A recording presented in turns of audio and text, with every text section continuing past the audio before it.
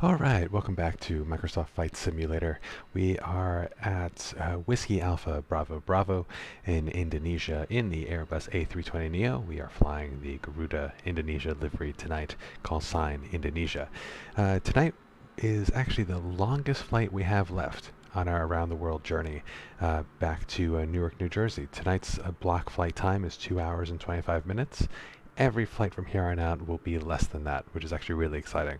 And this might be the last tiny airport we'll be flying out of and into, at least for a while, as we make our way back to mainland Asia.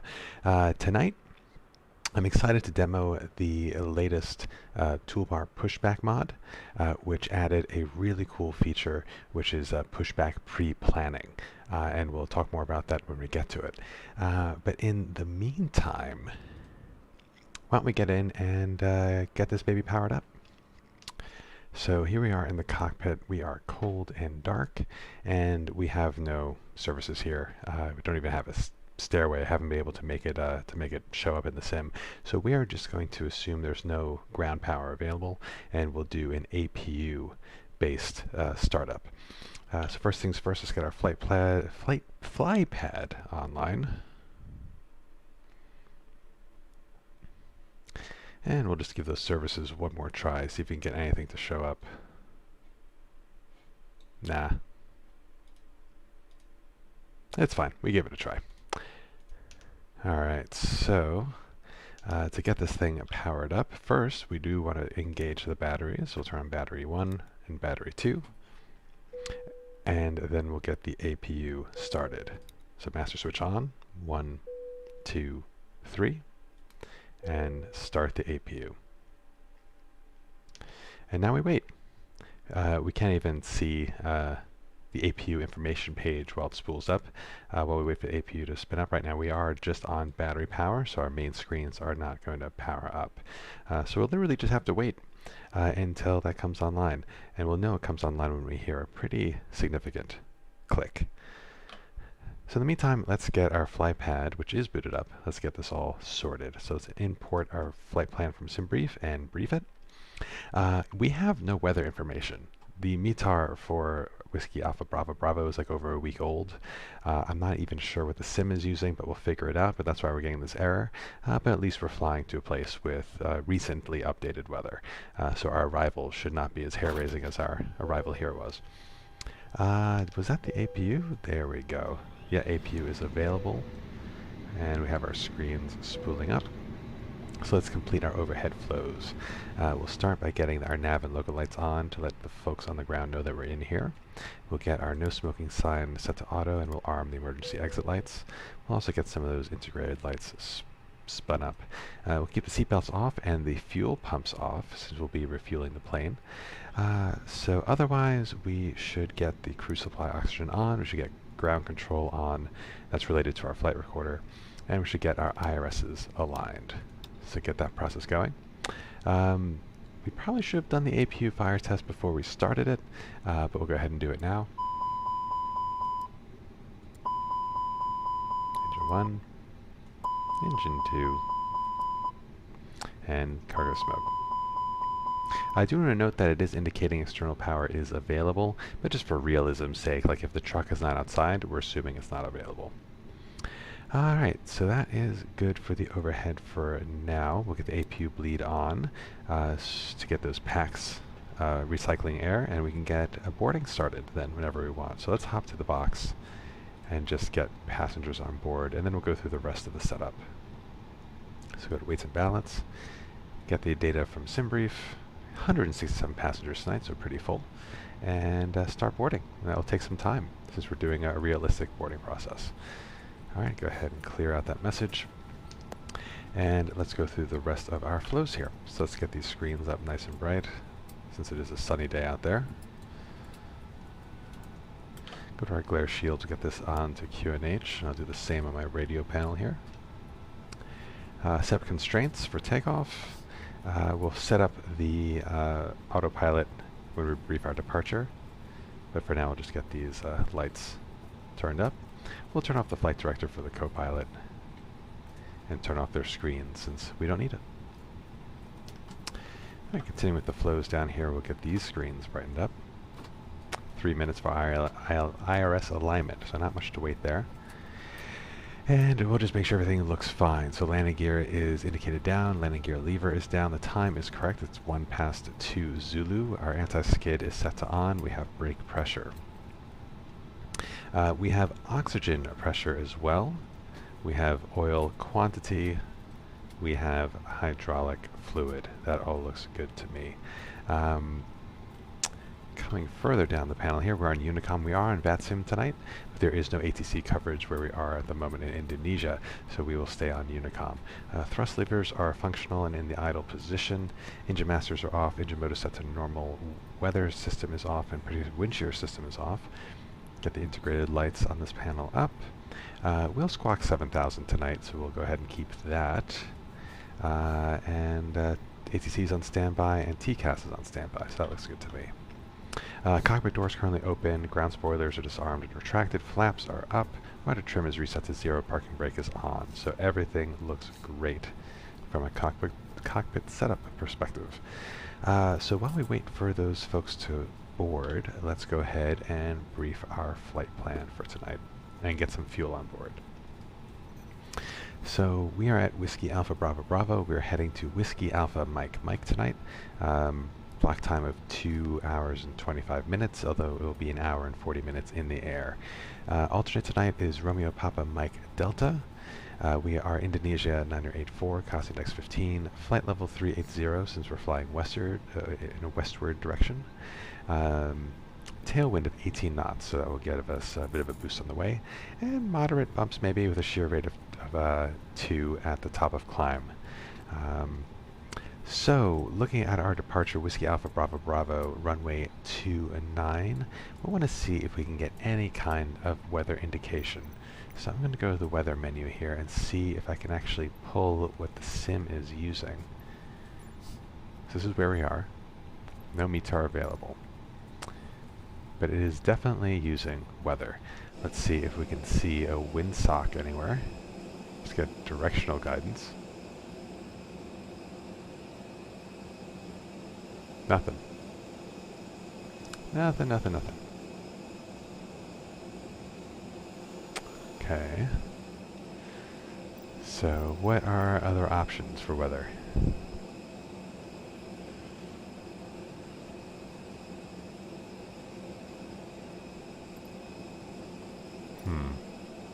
That's a bit of a conundrum. We could use the old weather, which should be in the flight plan. So here, departure airport, the latest METAR is from March 8th. Although, sorry, from March 3rd, but look, we have a forecast from just a couple of hours ago. And this has winds at 270, 10 knots with rain in the area. So if that's the case, runway 29 is appropriate. So that is fine for our departure. Great, so we'll just use that. We'll just use that as our weather basis. And we're flying the Filmo 1 Bravo departure. We'll check out those charts in a sec. Moving down to fuel. It looks like we need an extra 2,400 kilograms for our alternate. And let's see the weather at our alternates tonight. And our destination. So variable winds. Good visibility.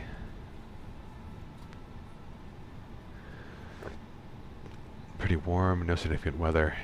And in the forecast, nothing looks crazy. Some chance of rain, but yeah, in the realm of when we'll arrive, but that should be fine. That doesn't seem too crazy.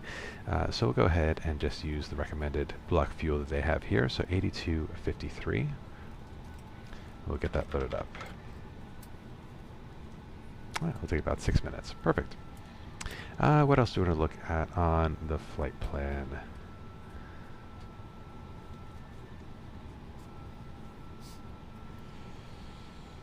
Let's see.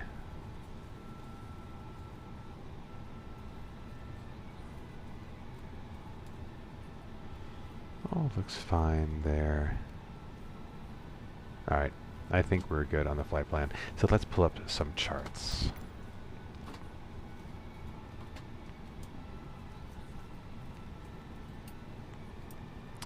Alright, so let's import from SimBrief, WABB to WAMM, and there we go. It'll be a couple of island hops tonight. Alright, so for WABB, let's get our taxi chart, and we want film 1 Bravo. Filmo 1 Bravo. Runway 29, and then there's Filmo right there. That's a pretty straightforward departure. Just straight to one waypoint from the BAC VOR. So, intercept BIC at radial 282, proceed to Filmo. Easy. Easy, easy, easy. And no altitude restrictions either, so I don't think there'll be much to see on the way out, so we'll just clear ourselves to cruise. Why not? Alright, so got that pinned, and for emergency procedure purposes, we'll just pull the chart for runway 29. And we'll brief emergency procedures in a second. Great. So that's all set. Q and H, we'll just have to cheat and just use the B button. Okay, 1010, because we don't have that data, unfortunately. And IRSs look aligned. We're still refueling. We're definitely still getting passengers on board. So we can go ahead and start getting the box set up. We're getting some glare here, but that's fine. Going to data, let's check the IRSs. They're all set to nav. Looks good. And AC status, we have the latest AIRAC cycle, and I just downloaded the latest revision, so it is the absolute latest AIRAC, and the correct engines are being displayed. That's great. Let's go to init A. Since we have some time, I'm going to go ahead and do this manually. So we are at Whiskey Alpha Bravo Bravo, and we are off to Whiskey Alpha Mike Mike.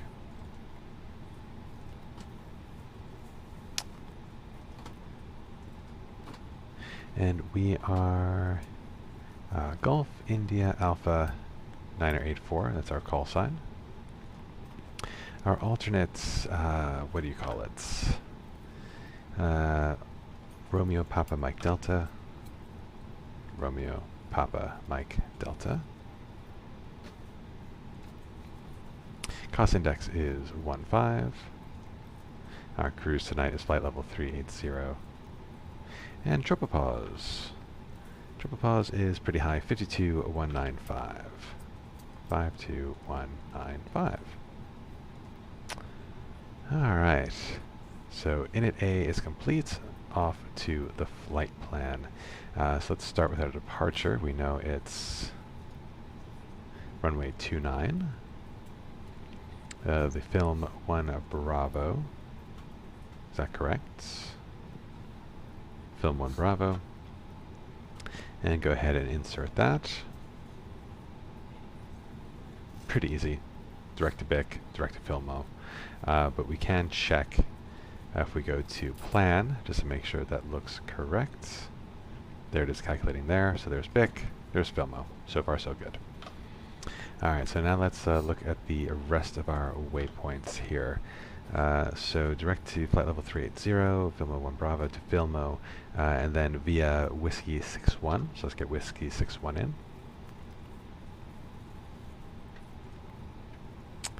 Whiskey 61. Perfect, and we're taking Whiskey 61 to Halmo, which is basically the whole flight. So we're on that one airway the whole time. Halmo. And we'll go ahead and insert that. Now we'll say Filmo, Fatol, for me, all in Whiskey 61 to Halmo. And we'll keep that there for now. We are expecting Halmo 1 Juliet for runway 36, but we'll get our weather in the air just to make sure that runway 36 still makes sense. And of course, if ATC comes online, we'll be able to react to their instructions.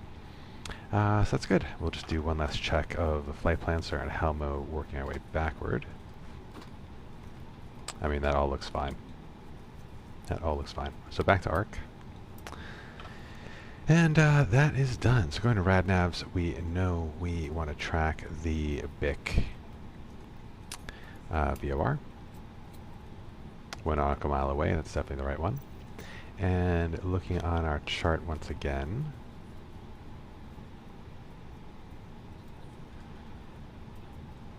we want to follow radial 282 to course 282. Great.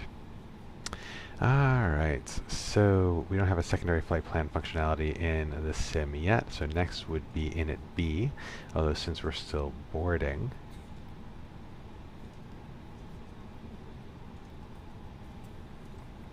we don't have our final weights yet, but we're almost done. We just have about 30 folks left. So while we wait, I'll go ahead and just talk through what we're doing here. So we are on an around the world journey. If I just zoom out here, doesn't like that. We started in Newark, New Jersey, and the constraint of this journey is that we're only doing 2-hour flights at a time. And that's because I don't have a ton of time to sim, and honestly, I don't have enough to talk about for a very long cruise. So by the time we get to cruise altitude, if I'm not going to be planning descent anytime soon, it gets real boring. So we do these 2-hour hops, and that made it quite challenging to find a route that takes you all the way around the world. So initially we went from Newark to Vancouver and made our way through the north of Canada, up to Iqaluit, which was our northernmost destination in Canada before we hopped over to Greenland, to Iceland, down through the United Kingdom, across Europe, did some pretty epic approaches and departures at Innsbruck, and headed to the Middle East, made our way east across the Middle East, did a Paro approach, which was a ton of fun, definitely check out that video, and then made our way south to Southeast Asia. And then around this time, World Update 7 came out for Australia, and with all the new scenery and custom airports and such, so we thought, let's detour, let's go down, let's do a tour of Australia. So we came down here, went all the way through the outback and then up the east coast, and now we're making our way back to mainland Asia, where we'll continue our trip along the East Asian coast towards Russia, where we'll hop over to Alaska and continue our journey towards Newark, New Jersey. So that is the overview, and this is our flight tonight. Our last domestic Indonesia trip, and from here we'll hit Brunei, and then from Brunei we'll get back to Vietnam. So that's the plan. Alright, let's see how we're doing on boarding now. Gotta be real close. Yeah, just 6 more people.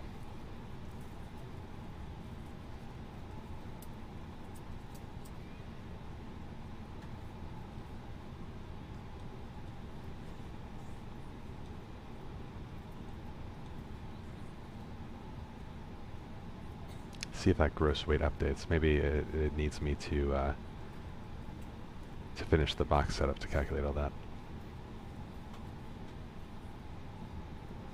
Boarding completed.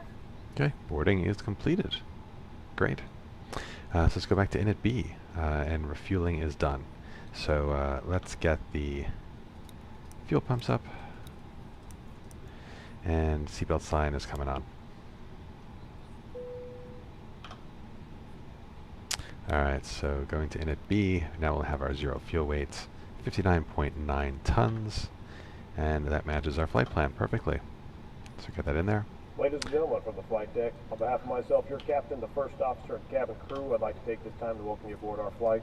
We're just wrapping up some paperwork up front here and waiting to receive final numbers from the ground crew, then we'll be on our way. Flight attendants will be coming through the cabin shortly with a very important safety briefing. We do ask that you give them your full, undivided attention as they review the safety operations of this Airbus aircraft. We do appreciate your business having you aboard this flight. If there's anything we do to make your flight any more enjoyable, please don't hesitate to ask. Welcome aboard. So just getting the fuel data in here, 0.6, 2.5 for our alternate, and 1 for final reserve. And with the tailwind pumped in, that gives us extra fuel of 12 minutes, which is fine. Plus we have all that extra fuel for the alternate, so not too worried about that. So init B, that looks all good to me. And let's do performance. So this, I do have an offline calculator, but I do want to see the runway length here in case we're not able to do a flex takeoff. Okay, that should be decently long enough. So I'll go ahead and, if you bear with me, I'll pull up my flex calculator and we'll calculate our flex takeoff, which will allow us to take off at less than full power, which helps us to save engine maintenance. So 287 is the bearing of the runway. Elevation is pretty low, like 32 feet above sea level. The length in meters is 3570.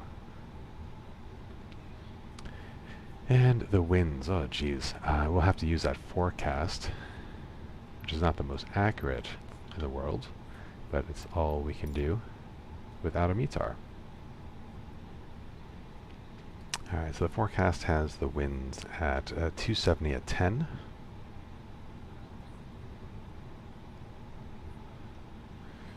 Outside air temperature is... does it even say?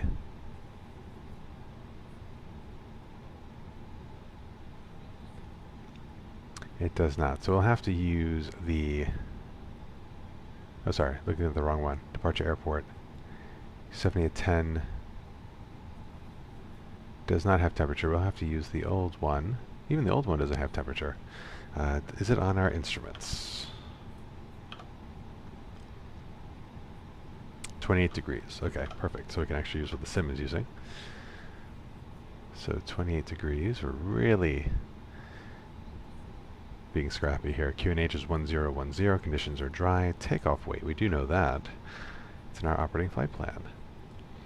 Takeoff weight is 68 tons. And our center of gravity, we'll be able to get that from the fuel prediction page, 24.4. Alright, great. We have our flex parameters, so let's pump that into the performance page. So we're taking off with a flaps 1 configuration, and we'll be trimming up 0.9. Our flex temp tonight, this is the big data input here for the flex takeoff, that's 63 degrees. Transition altitude will be on the chart. 18,000 feet, nice and high. And V speeds, so we have a V1 of 150. So we'll definitely be using all this runway. 152 for rotation speed, and 153 for single engine. Thrust reduction, acceleration altitude, and engine out acceleration altitude look right because we're about 30 feet above sea level, and these are 1,500 feet above the runway as a default. So that all looks good. So box is set up. So we'll quickly brief emergency procedures before we play around with the toolbar pushback update. So if there is an issue on the way to the runway, we will bring the aircraft to a complete stop. We'll notify ATC if available, and we'll clear any ECAM messages and assess whether to return to the gate or to continue to the runway. If there is an issue on our takeoff roll before 100 knots or before V1, I will call either stop or go. If I call stop, I will bring the aircraft to a complete stop on the runway. Again, contact the ATC if available, clear any ECAM messages, and determine if we need assistance on the runway, or if we can taxi back to the gate, or if we can taxi for another takeoff attempt. If there is an issue after V1, we are committed to takeoff, and no further action will be taken until 400 feet AGL, except for gear up and silencing any oral alarms. We'll then clear any ECAM messages, notify ATC if available, and we will fly the missed approach procedure for runway 29, which will have us climb on a course of 287. And once we hit 2,500 feet, we'll turn left, direct to biax to 5,000, and we'll hold at biax and determine whether to return to the airport or continue along our route. And that is that. So, let us do our before start checklist. So cockpit prep is, to the line rather. Cockpit prep is complete, fuel messages sent, gear pins and covers are not removed because we don't have the tug attached yet. So let's, before we actually start the pushback, let's take a look at this pre-planned pushback. This is awesome. This means that I'll be able to tell the sim where to put the plane, and I won't have to touch the controls while we're pushing back. I can focus on checklists, on engine start. It's just like really going to add to the ground immersion. So okay, so here's some instructions. Click and drag to move the map around. Click to place a waypoint, and press backspace to remove a waypoint. Scroll and hold Control key to zoom map in and out, and scroll to adjust waypoint heading. Oh, very cool. Press enter to accept the planned route. Okay, let's give this a try. So Control, let's zoom out a bit. Oh, those are pretty cool markers. So we know we want to end up over here, which will let us get to runway 29. Be cool if they had the runway numbers on the map. Oh, they do. Okay, that is cool. Alright, so let's zoom in. So now we know where we want to be. We want to be right here. And using my scroll wheel to adjust and get us right on that yellow line to the best of my ability. Alright, click. And that's it. So we'll hit enter. And that's amazing. Alright, let's assume we called ATC and we're cleared for pushback. We'll actually call Unicom. Where are we? What do I call this? Traffic.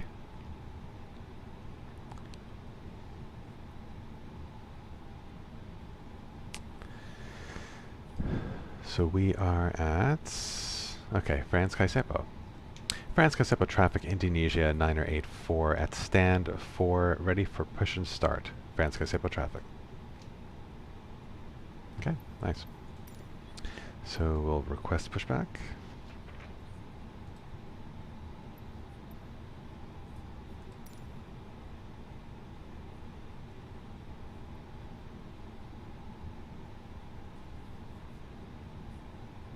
Okay, normally I'd hear voices.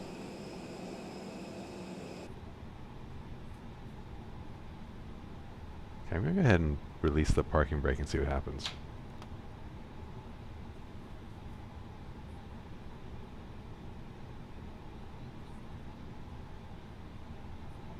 Okay.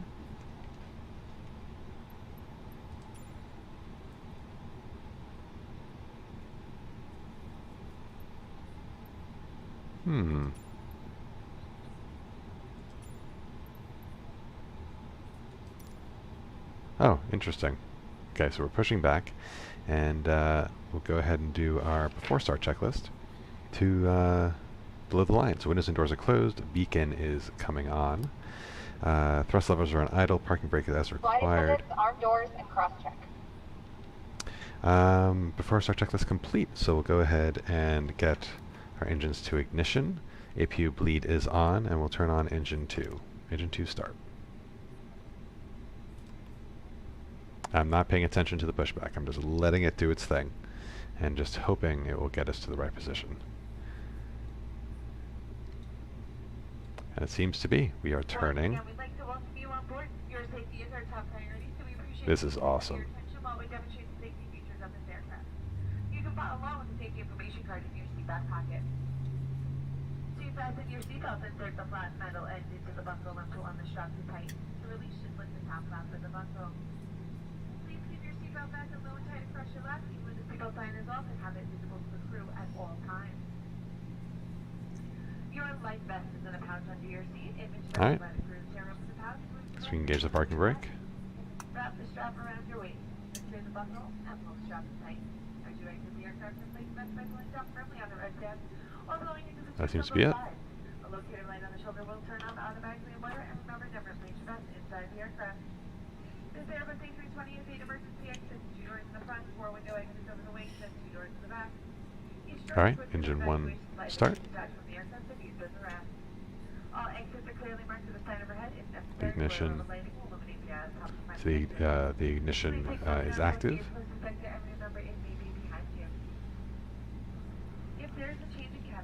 I'll go ahead and start the clock here for the engine time.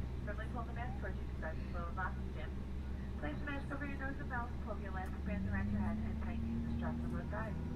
Even though the bags are not asleep, oxygen will be flowing. Be sure to put your mask on first before helping others, and we'll let you know when it's no longer needed. We'll be passing through the cabin to make sure we are ready for departure. You can help us by making sure your seatbelt is fastened. Pressure increasing. Separate your cable and stood and alternate items are put away. If you have any questions about the safety features of this aircraft, please don't hesitate to ask. Smoking, food, use electronic cigarettes is never allowed on any flight. Tampering with, disabling, or destroying smoke detectors and access questions is a federal offense and could result in a fine. For your convenience, this aircraft has 3 restrooms, one in the front of the cabin and 2 in the back, and each is equipped with an changing table. We'll be adjusting the main cabin lights for departure. If you use there's a reading light above your seat. You're here to make sure you have a safe and comfortable flight. Thank you for your attention, and we hope you enjoyed the experience. Alright, 2 good engine starts, so we'll get the engine mode back to normal. And we'll go ahead and shut down that APU. So APU bleed is coming off, APU is coming off. We'll get everything set up for our taxi. Since we'll be back taxiing down runway 29, since there isn't actually a taxiway, I'll just go ahead and get everything set up for our taxi. So let's start with our flight control tests. We'll set our pitch trim. It was up 0.9 if I recall. And we'll do full left, full right, neutral, full down, full up, and neutral. And we'll do nose wheel disconnect, full left, full right, and neutral. That looks good to me. And what else do we want to do? We want to configure for takeoff. So flaps 1. We'll go ahead and set ATC and TCAS. We'll get our weather system on and predictive wind shear system on as well. We'll activate our VOR. We'll configure our altitude, so we'll plan just to climb directly to 38,000. So we'll manually fly out, enjoy the departure, and then we'll engage the autopilot. And last but not least, we'll get our landing lights on. Because no one's around, we're not going to blind anyone. Take off lights, just light ourselves up like a Christmas tree, and get the strobes on, actually, at this point. Alright, so let's do our after takeoff. Please prepare for takeoff. We'll do our after takeoff checklist. Anti-ice is not required. ECAM status is checked. We're going to activate max. Arm the spoilers, notify the cabin, test config.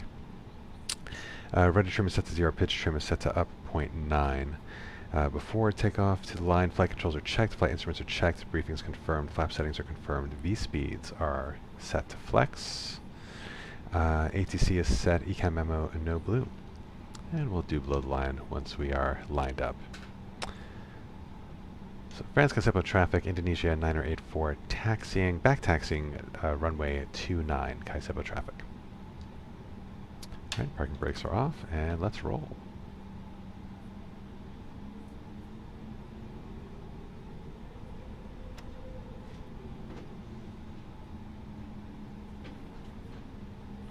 So we'll go to that far taxiway, so we don't have to be on the runway longer than we need to.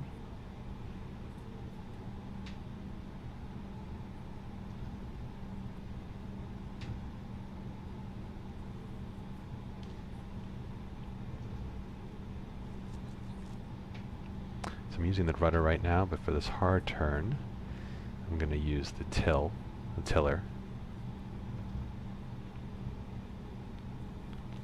And we'll ease into this turn because we're going a little fast to do a hard turn. We would want to be below 10 knots to do any hard 90-degree turns. 12 knots is fine for this. Alright, just check. All clear. Slow down, prepare for this turn here, and we'll begin our turn here.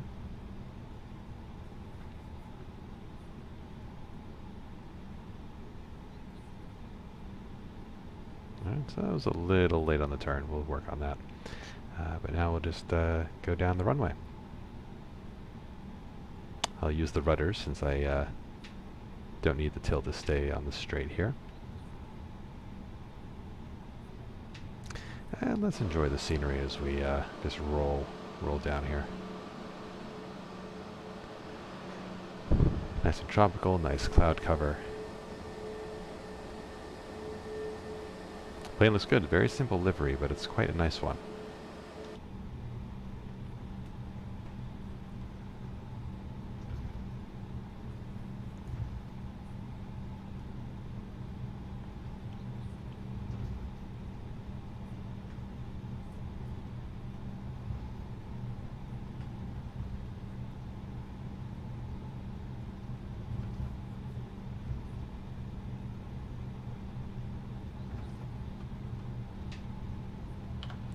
Just want to make sure the settings are correct here.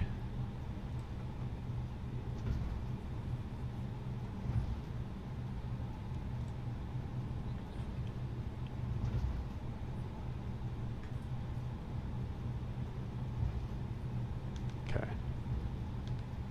That all look good to me.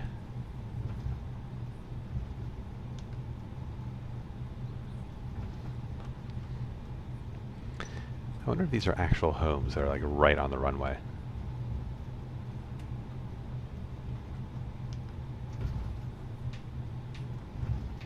Alright, so I believe there's a turnaround area here on the left side.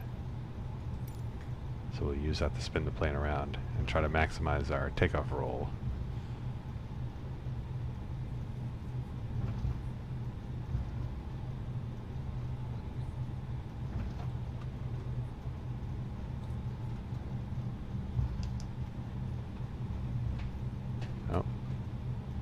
Sometimes my joystick gets a little crazy. I think I need to clean the contacts.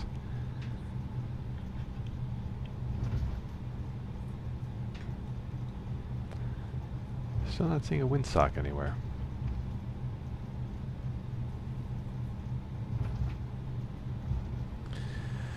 Alright. Gonna start slowing down for this turning maneuver.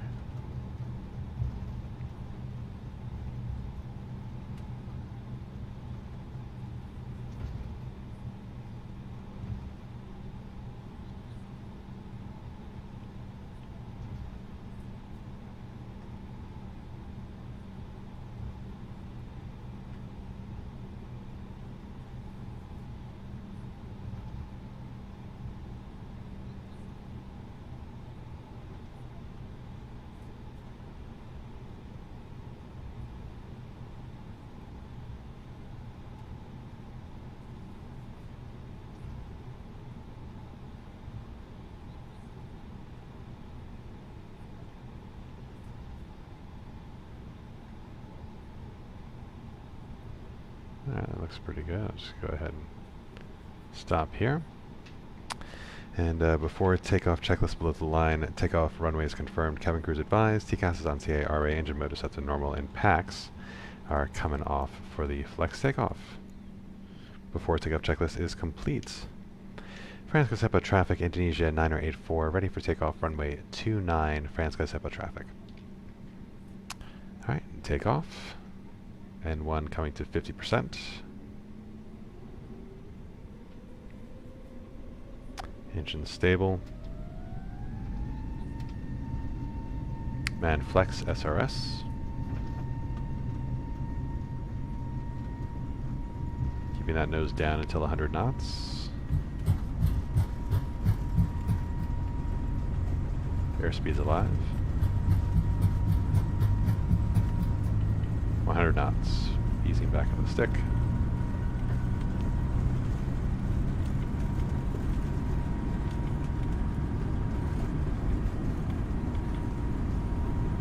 V1, rotate.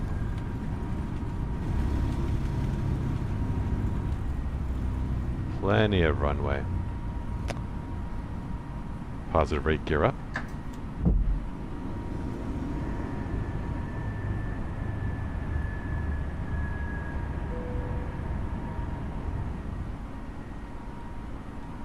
This pack's back on. nose lights off. Interesting, I don't have the flight director.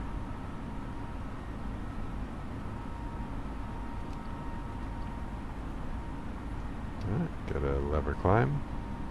Speed. Vertical speed.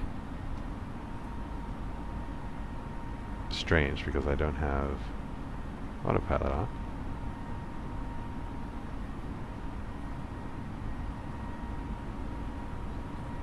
That's so strange.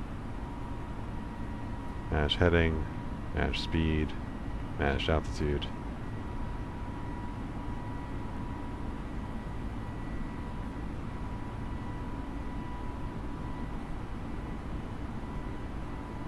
Definitely not an autopilot. So something is strange with the fly-by-wire mod right now. I'm going to manually pitch down so I can speed up to S speed.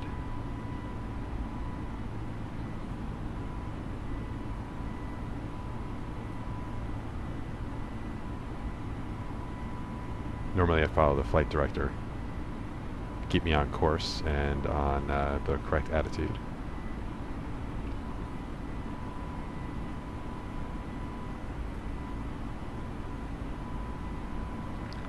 Alright, speed checked, flaps up. Disarm the ground spoilers.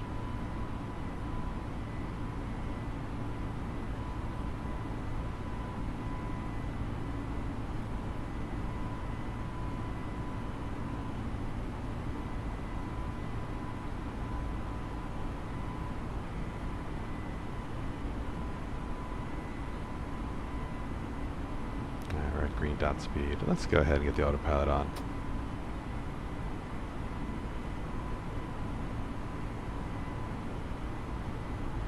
We're going to 38,000. Speeding up to 250 knots.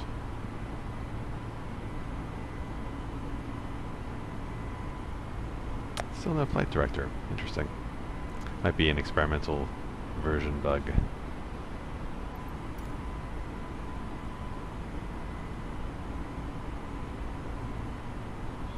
Alright, well, after takeoff checklist, landing gears up, flaps are retracted, packs are on, and bow ref is set. After takeoff checklist is complete. Oh, we should lock that door. Nope, not unlock. Lock. There we go.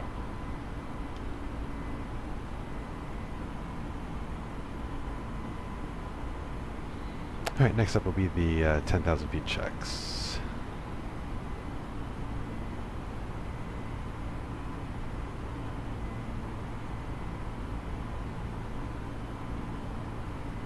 I turn the other flight director on. Ah, still don't get it.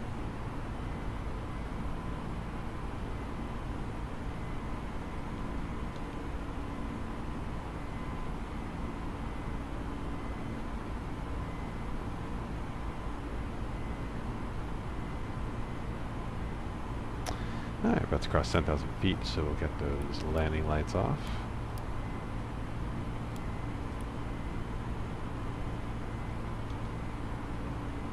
To airports, get some range on the nav, and we are accelerating. I will relieve the flight crew.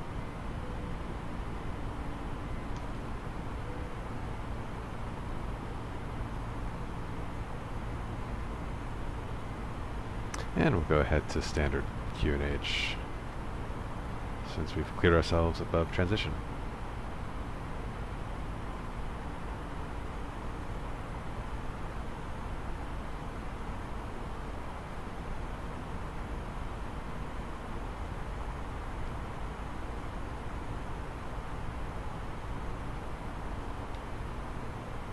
And it's as easy as that. We are on our way. So next, when we get to our cruising altitude, we'll do initial prep for descent, just so that we know where top of descent is, and get a sense for what to expect when we get to Whiskey Alpha Mike Mike. And in the meantime, I'm going to check to see how VATSIM looks at the moment. Our airspace is pretty quiet. We have one flight passing through Sydney on his way to Hong Kong. But yeah, Southeast Asia is pretty quiet on the ATC front. We have approach online at Singapore. That's about it. And approach, where's this? Harbin approach.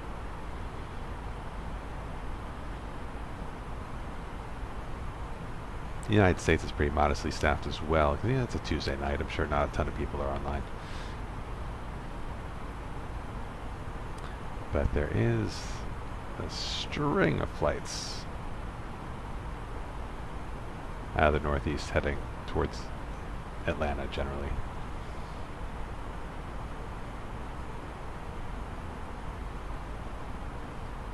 New Zealand is interestingly active. Lots of flights in New Zealand, but no ATC.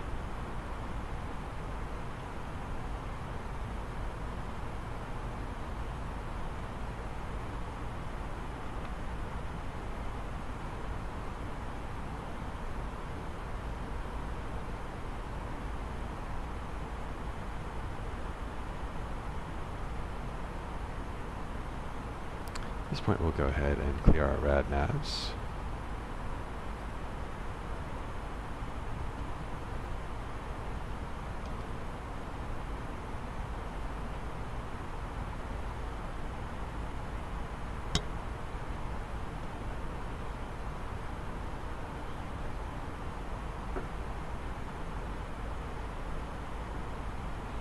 Let's enjoy the view a bit.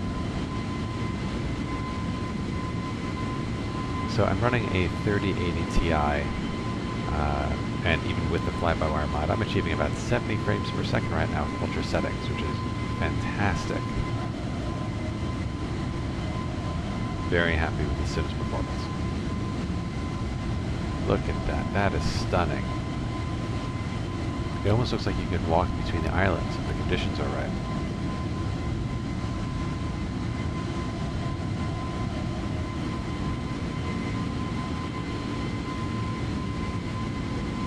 Just taking an obligatory photo.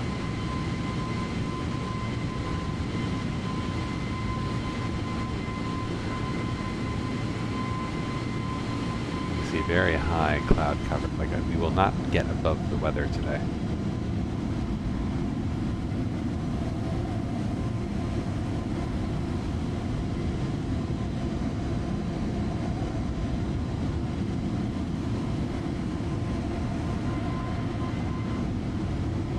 Very nice.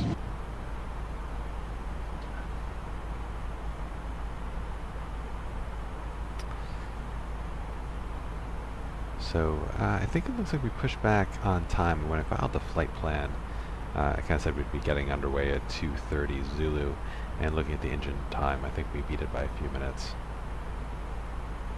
Flight plan said something different. I updated it when I filed it with SimBrief. I think flight plan. I filed it. I created it about an hour before. So if this is correct, our target time is going to be about 5 Zulu. But we should beat that. We'll get an update from the MICDO once we're at cruise altitude and cruise speed.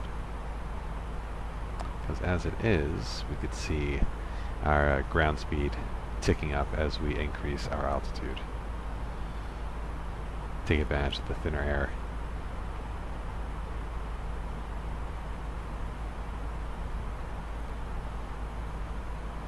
So we'll be flying the SID for a bit, 51 miles away from the end of the SID. But then we will be on our routing on airway Whiskey 61. Yeah, you can see we're just tracing Whiskey 61 all the way to our destination. Manado.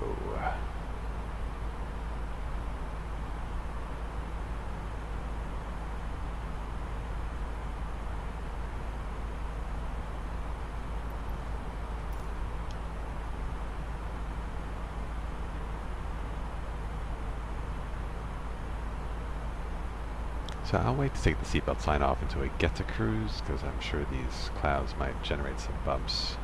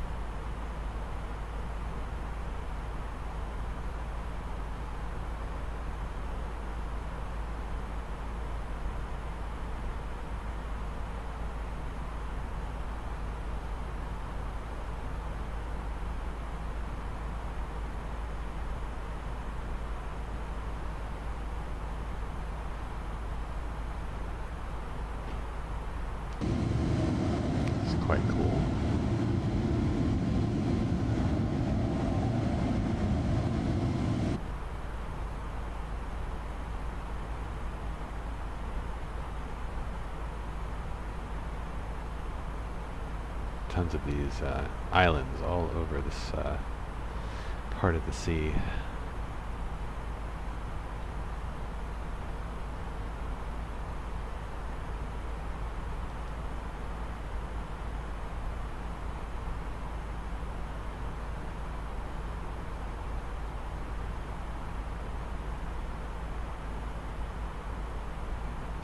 I wonder if open climb changes our power profile at all.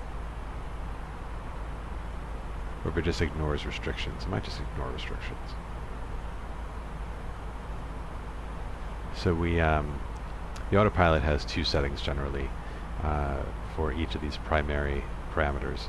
So manage speed, or I guess open speed, manage heading, which will just follow the nav.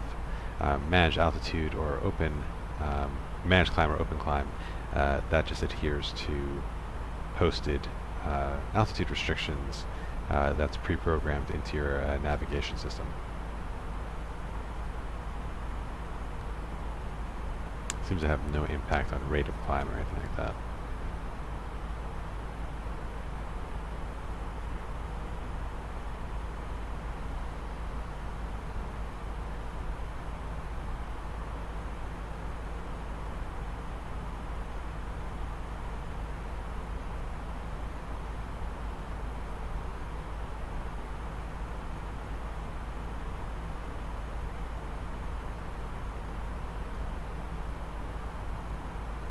So let's take a look at Twitch tonight. See if there's anything interesting going on the Flight Sim channels. Ah, so Sim Caesar's online.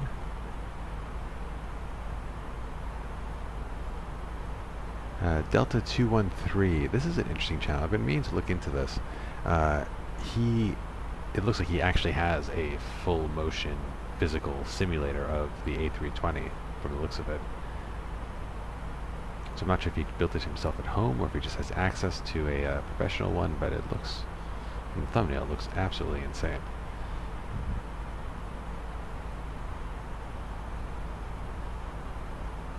We have Toronto Center ATC transmitting as well. Yeah, so decent number of simmers online. Where are we?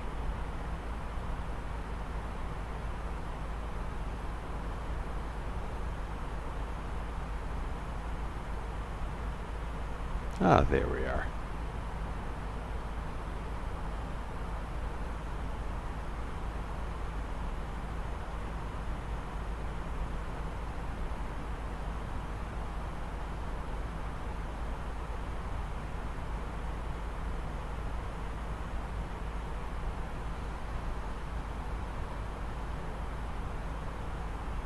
Oh, Bradley Approach is also online. It's fun to watch the ATC channels. They're a special group.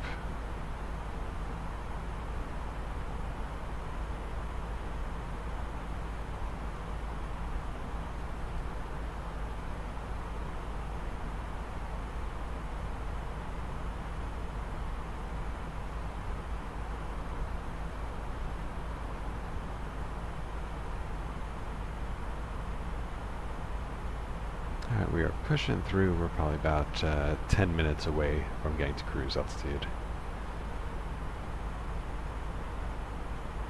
We'll see how we're tracking so far in our flight plan. Yeah, expecting an arrival of 4 Zulu. Just about. That's where I predict we'll get to, so not bad. That will be, yeah, just about an hour. Of course, once we program the approach, you know, it may get a bit longer, but yeah, for the longest flight we'll have for the rest of the journey, this is not bad.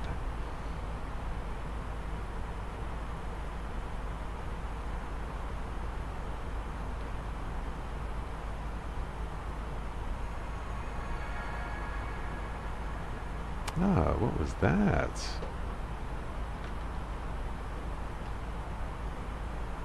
Oh, I just got a follower. Hey, Alpine, how's it going? Thanks for the follow. I do appreciate it. You chose a pretty chill night to follow the channel. VATSIM is rather quiet. But we're sticking to real-world procedures as best we can.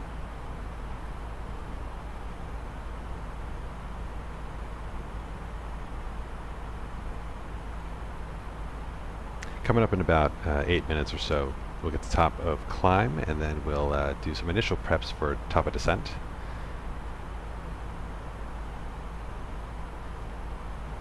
And we'll probably begin formal descent prep in about 20 minutes, I predict.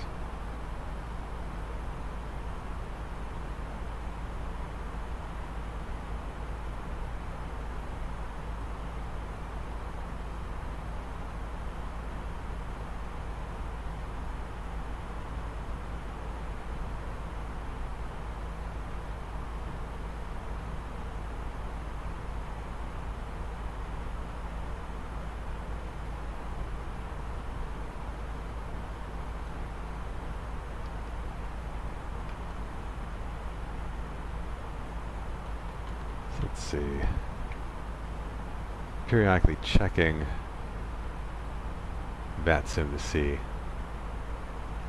Getting a little bit more activity. Singapore is slowly waking up. We've got approach and delivery online. And Hong Kong ground just came online as well. So maybe we'll get lucky.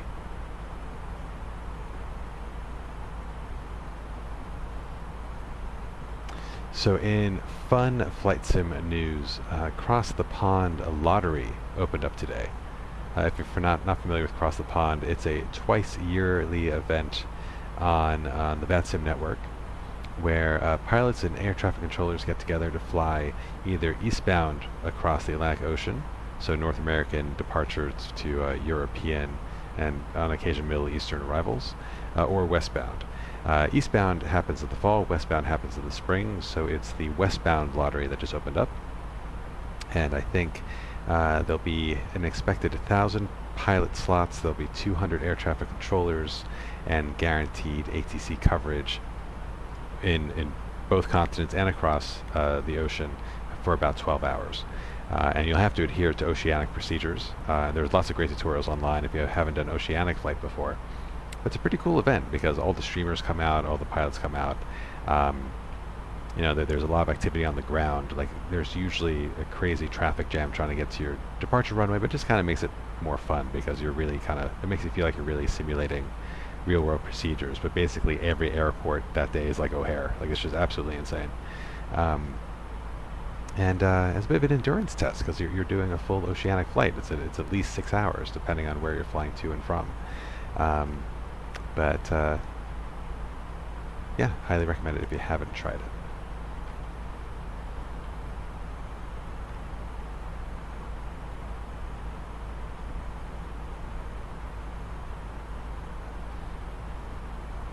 Also, unfortunately, there's no guarantee that you'll get a slot if you enter the lottery.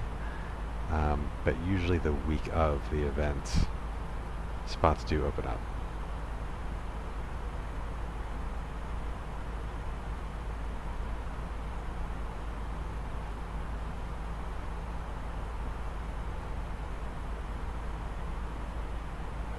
And if I happen to get a slot, I'll probably spend the week before the event. It's on April 2nd, so I'll probably spend the week before training on the 787, because unfortunately the A320 does not have the range. It cannot make that oceanic trip.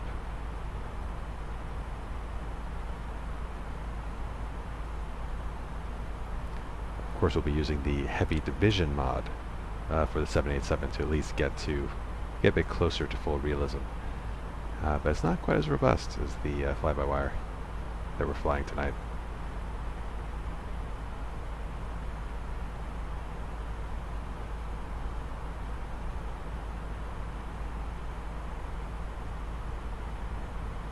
And we are really creeping up to our cruise, just inching away.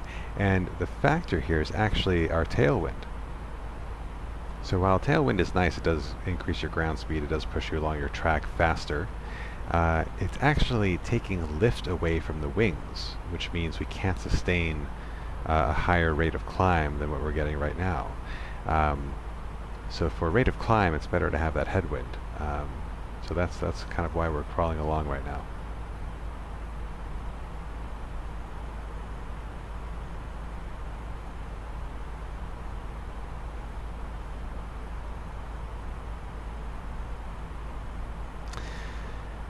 But we seem to be above that cloud layer, so we'll get that those seatbelt signs off for the folks in the back.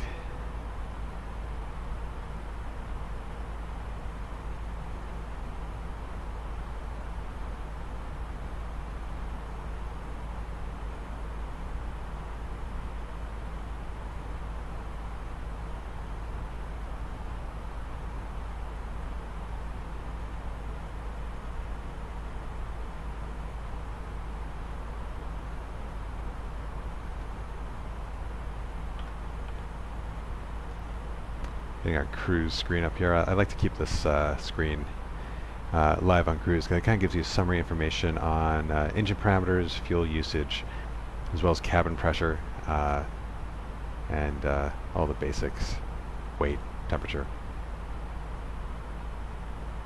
Nice summary page.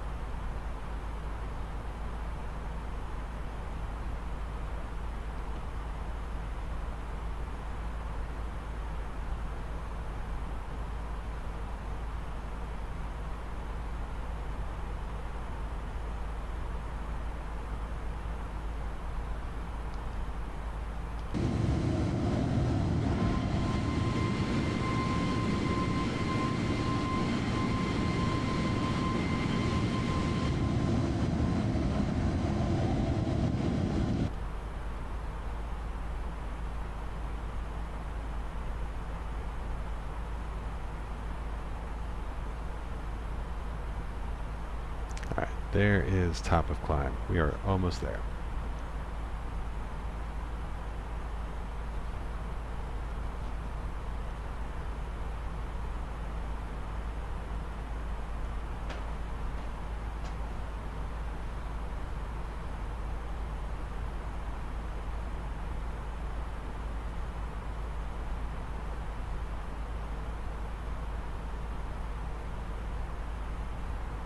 Man, just like watching grass grow getting to this cruising altitude.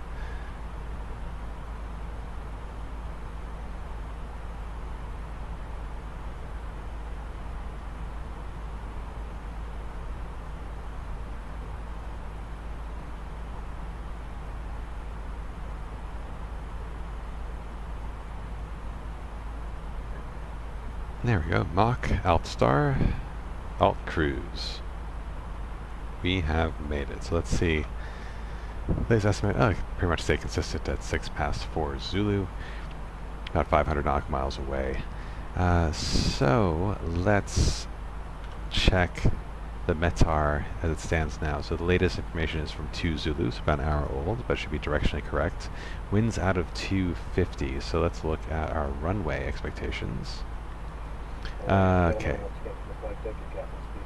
We've just reached our cruising altitude for the flight. As it begins to settle in, I do want to remind you to please keep your seat elbows clear from the aisle as the flight attendants will be coming through the cabin with galley carts shortly.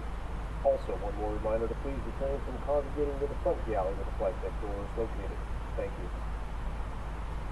Cool. So yes, so runway 36, winds out of 25. Does that make sense? It does not. It does not.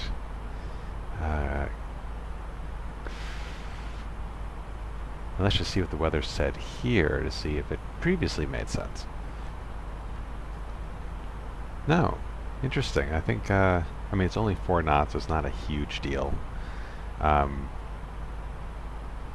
Like, we can land with a significant tailwind. It's basically cross, but cross in a little Oh no, actually no, I'm sorry, I'm getting it wrong. 3.6 does make sense. So it is an offset headwind. Okay, cool. So we'll keep runway 36.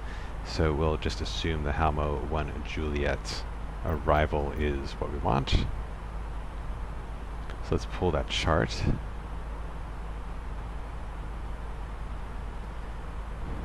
Clear the pin board. And let's get some WAMM charts up.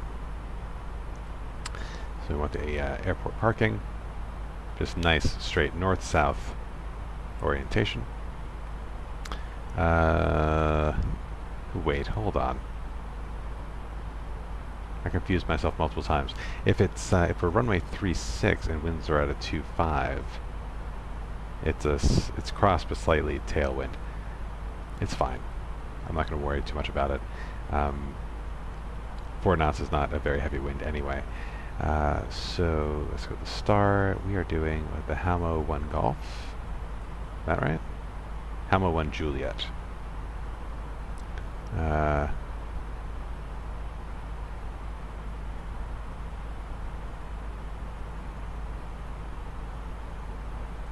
would be maybe on this chart for runway 36.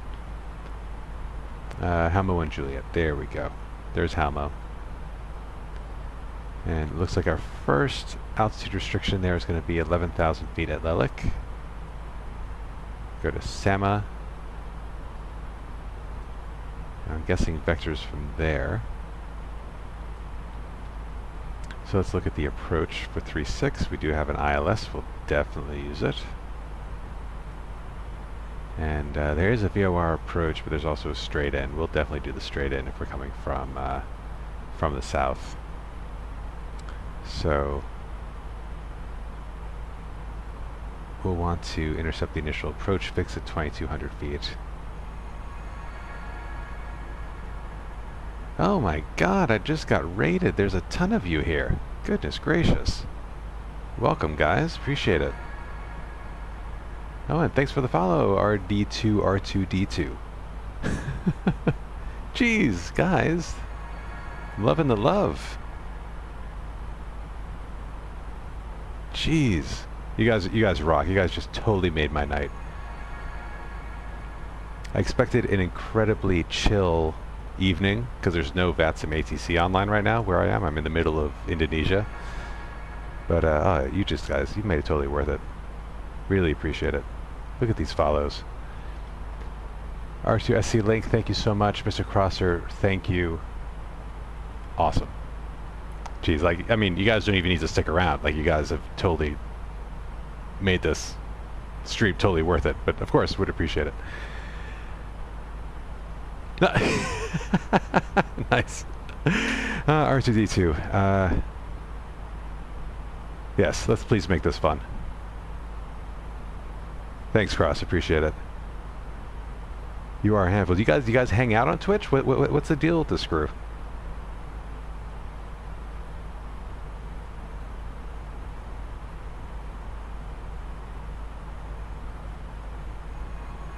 Thanks, Beep Beep. Appreciate the follow. Oh yes, we are a crew.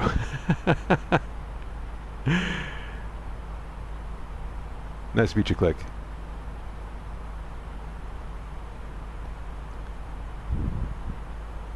Awesome. Oh, fantastic. Well, I'm just briefing our approach. We've got about a 20-minute cruise before we start descent. Oh, Clink. Nice to meet you. Thanks, Young Tex. Appreciate it. Yes, I intend to fly safely.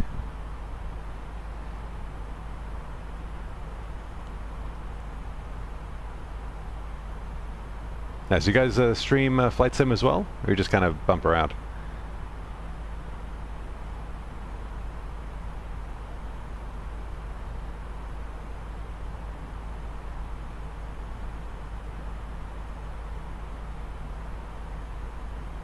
Nice.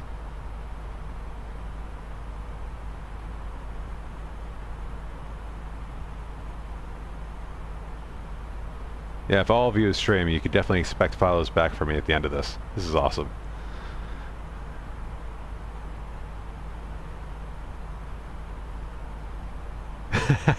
Nice. Were you guys in the F-18?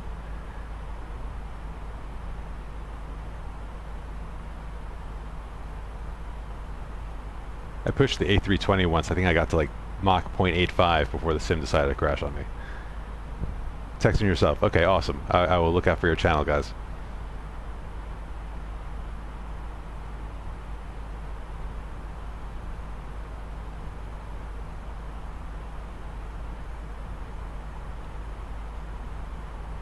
Nice. Are you guys real pilots by any chance, or just sim enthusiasts?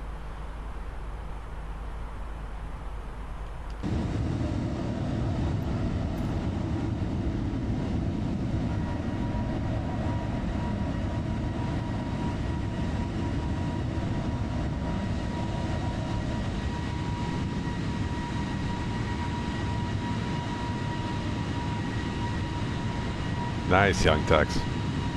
I'm an enthusiast right now, but I definitely intend to get my PPL. Just need to find a 3-month block to take off from work so I could actually do it.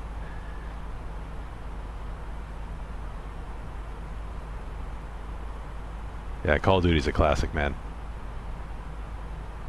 Although now that I have 2 kids, like my heart rate I get too into it. Like when I have downtime, I don't want to get all lamped up. So that's why I flight sim now.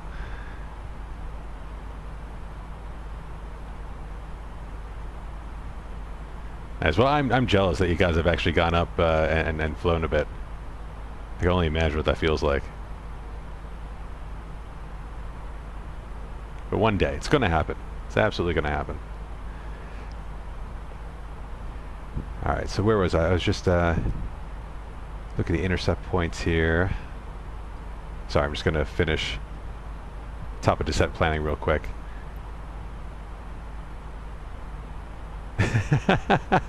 Call of Duty Mobile, really? Is it any good on mobile? I can't imagine how that would work.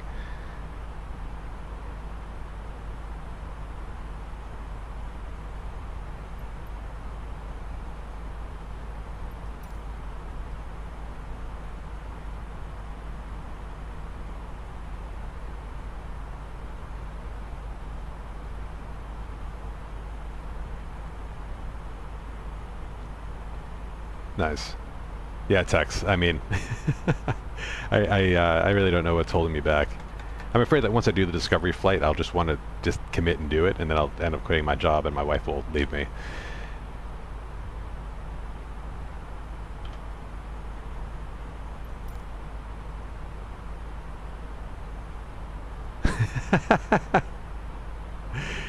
Nice. Alright, just gonna put this fix in here for our top of descent.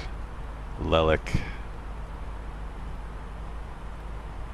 And we'll want a radius, what was that again? Looks like a radius of 85 nautical miles. That sounds good to me. And there we've got our top of descent all programmed in.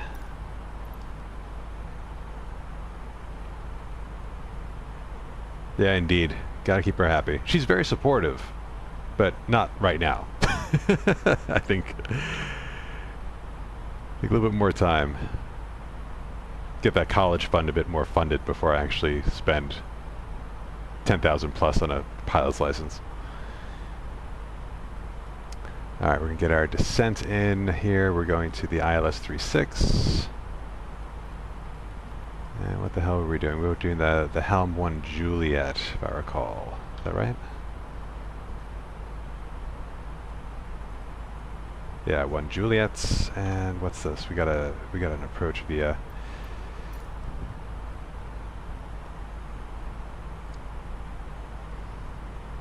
Looks like a VOR. I think that might be for the circle to land. Is that right? Yeah. So we don't need the VIA. So no VIA for us. Insert. Cool.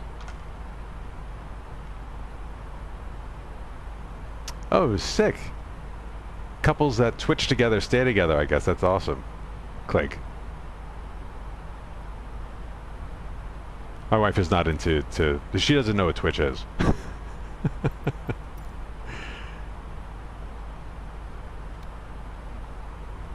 Let's just check this flight plan, make sure it makes sense.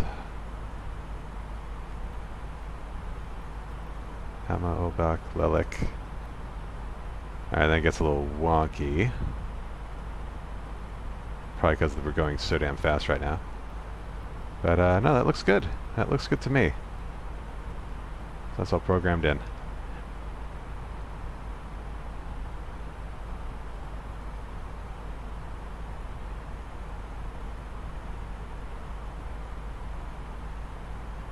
Sweet.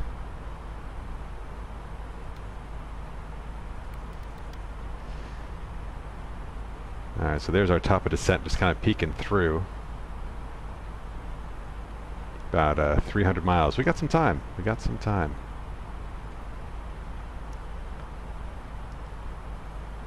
In about 7 minutes, we'll get our latest weather information and finish programming the box for arrival. Alright, thanks Clink, it was great to meet you. Thanks for the support, really appreciate it. Again, you guys totally made my night. So thanks for jumping on.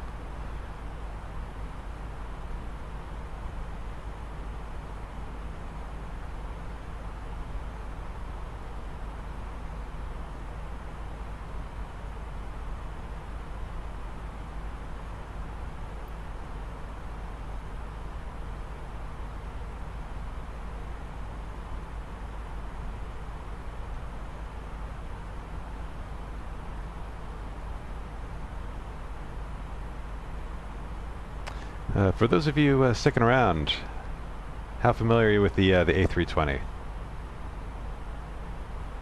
you guys flown the fly-by-wire before?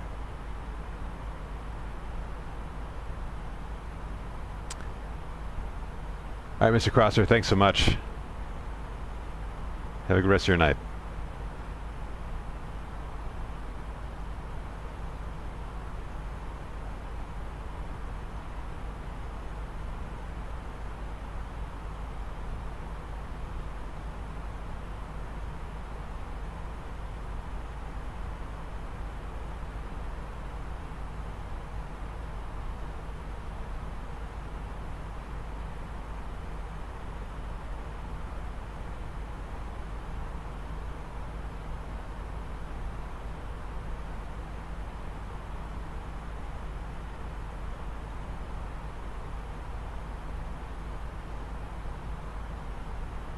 Alright, let's see.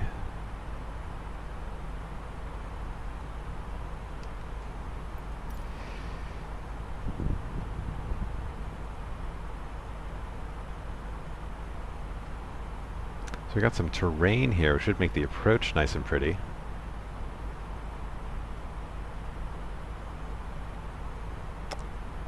I think save any ATC vectoring, or I think we'll just probably go direct from Sama to that initial approach fix. So actually, I should confirm that that is what the McDo is going to do. So we're looking for Sama, and then we're going to Charlie Foxtrot 36.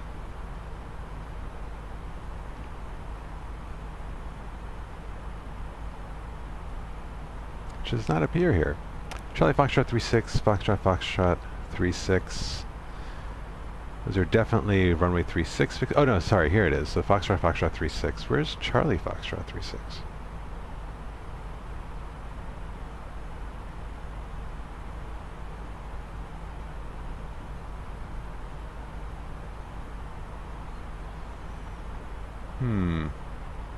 Alright, let's check visually. I don't want it to force us to do the circle to land if we don't need to.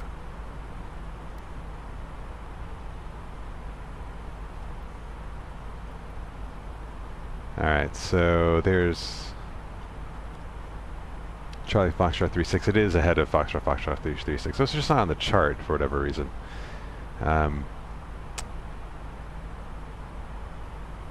Oh, that looks like a mess. What is that? RMP approach.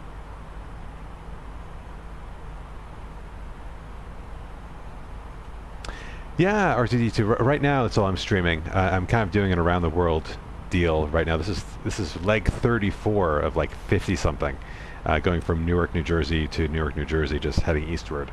But But once I'm done with this series, I'm planning to jump onto Elden Ring. I've never played a Souls game before, but this one looks like the one to jump onto. I feel like everyone's streaming Elden Ring right now, but it's I don't really care. I just want to play games that I enjoy and share it with people that are interested.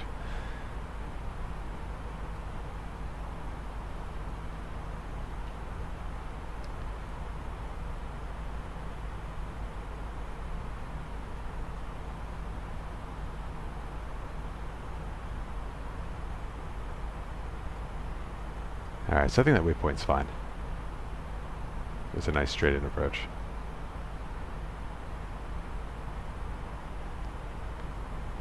So once we cross Sama, then we'll just plan. Have to watch out for this terrain, but then we'll plan to get down to 2200.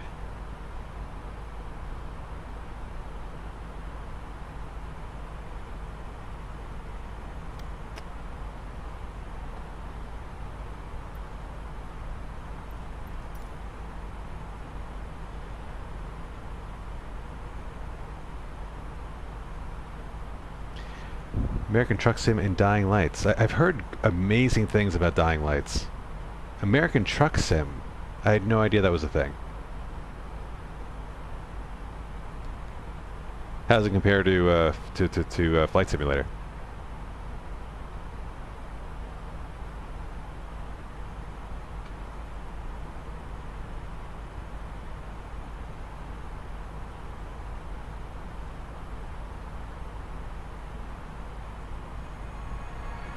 Oh, we got another raid. 2 raids in a night. Welcome, guys. How's it going, Cross?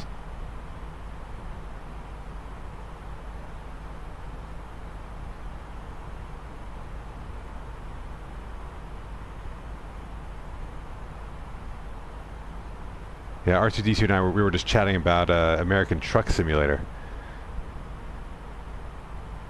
This is nuts. Flight's going well. We are on our way from Whiskey Alpha Bravo Bravo to Whiskey Alpha Mike Mike. It's a domestic Indonesian flight. We're making our way to mainland Asia as we continue our around the world journey from Newark, New Jersey, all the way eastward back to Newark, New Jersey. And we're doing it in 2-hour hops, which has been making it really fun. Because we've had to kind of come up with creative flight planning to actually cross oceans, 2 hours at a time. Nice. But yeah, I mean, this is great. Again, I think I was about to say 34 streams, and I get rated twice in the same night. Like, that's nuts. That's never happened.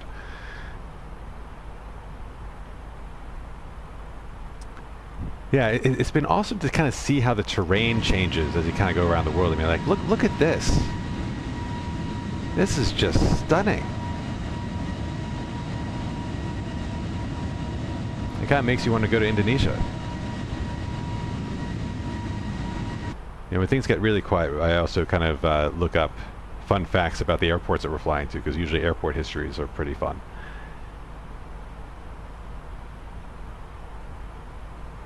Yeah, it really is. Raids is a morale boost for sure. I'm sure it feels good as a raider too, because like you're supporting the small guys.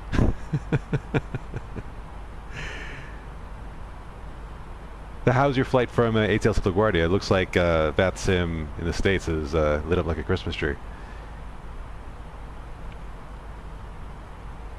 Some review of the FAC. Oh, nice. Oh, no VATSIM tonight. Gotcha. I must apologize. I'm not sure what the FAC is. Is that an airplane?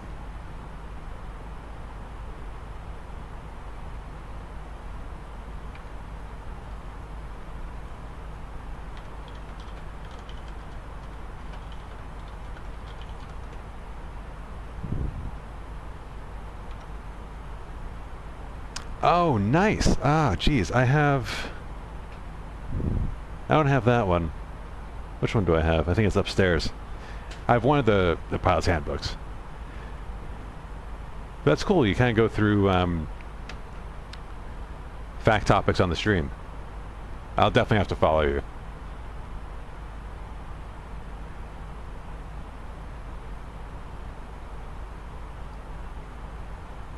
As you can probably guess already, I'm not a real pilot, but aspire to be one day. Sweet.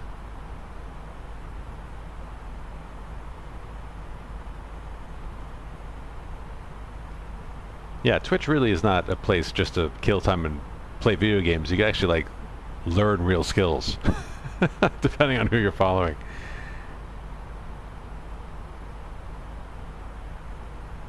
Sweet, thanks R2.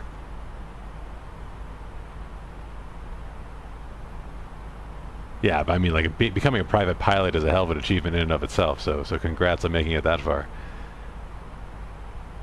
What kind of planes do you fly in real life?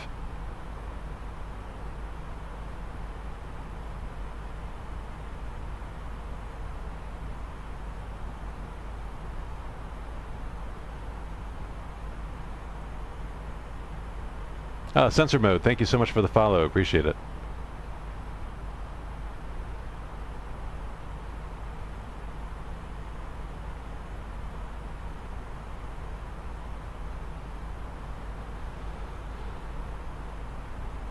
Alright, so I think we are about 40 minutes-ish out from Whiskey Alpha Mike.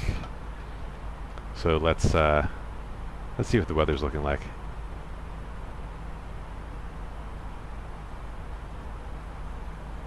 Oh, that's awesome. That's great that you've been able to fly a bunch of different airplanes. Beach 1900. I'm not familiar with that, but I'm going to look it up right now.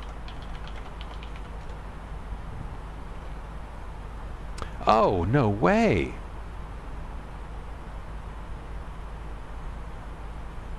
So what was it like flying a twin prop? That must have been awesome.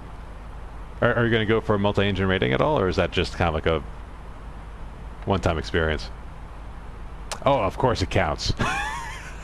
It definitely counts. Nice. I can't see anything in this glare. What buttons am I pushing? Not that one. This one. There we go. Weather request. We'll clear out WABB, because we don't need it. Hey Prestige, thanks for the follow, appreciate it.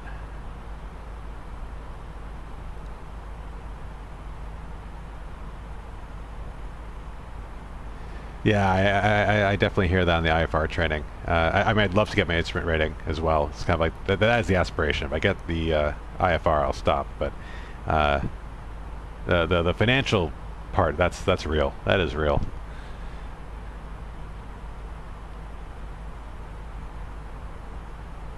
Thanks, Ross. Appreciate it again. Hope to see you before we land. I think we're expecting to arrive in about 40 minutes. R2D2, you as well. Great meeting you. Thanks for illuminating me to Truck Simulator. And oh, and you're a real life trucker. Okay, that's awesome. I'll definitely have to check it out. And drive safe tomorrow. Thanks again for the support. All right, let's take a look at this weather report.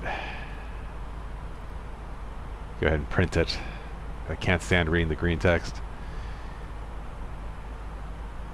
This is like one of my favorite features on the fly-by-wire. It's just a little printer thing here. It's amazing. Alright, so what do we got? So for Whiskey Alpha Mike, most recent at 3 Zulu, so it's fairly current. Variable winds at 3 knots.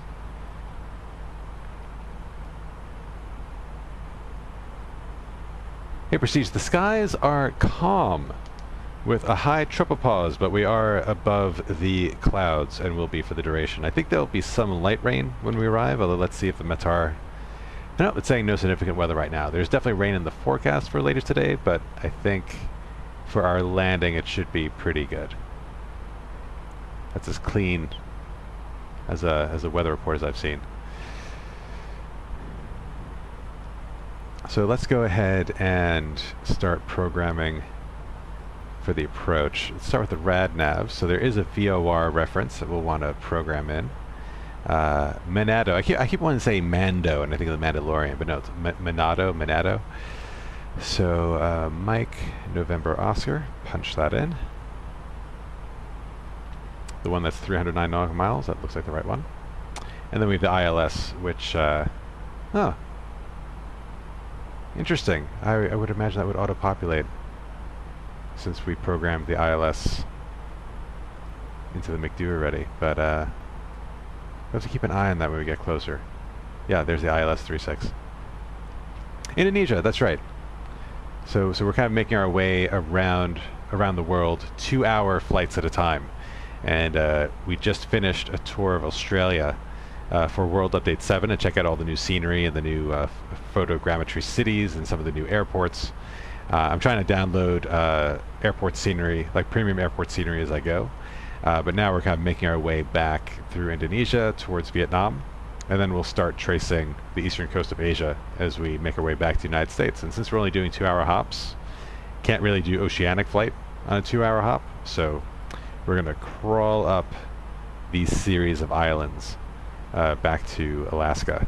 And the challenge was finding runways that were long enough for an A320 to take off and land. But that's the plan.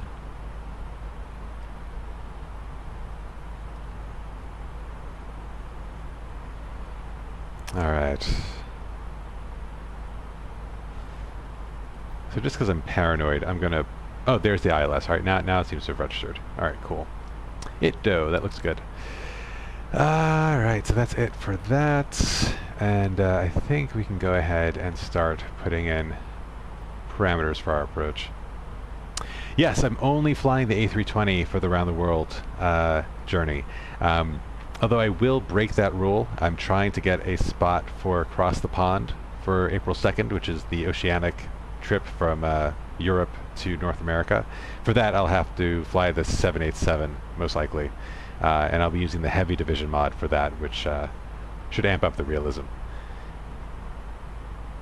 So if I get a slot, I think the week of the 25th, I'll exclusively stream 787 just to practice and kind of get familiar with it. And then I'll stream across the pond as well.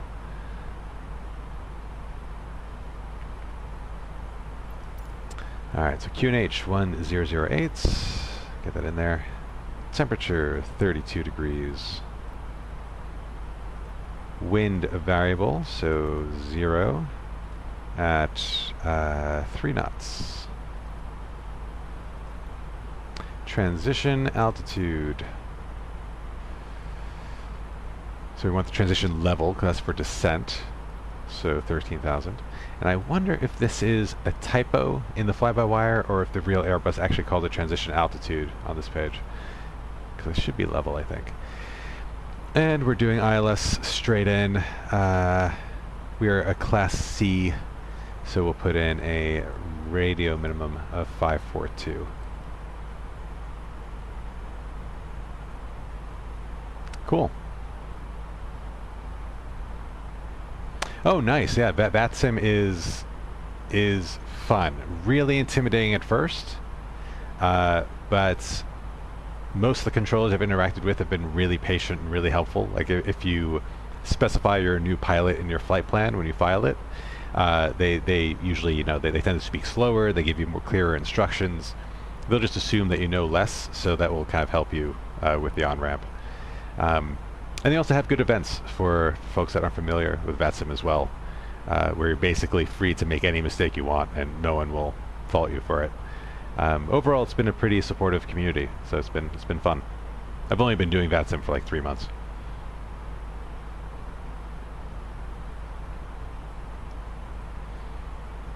Alright, so that all looks good for the approach. I think at this point, nothing to do but wait for top of descent, which should be coming up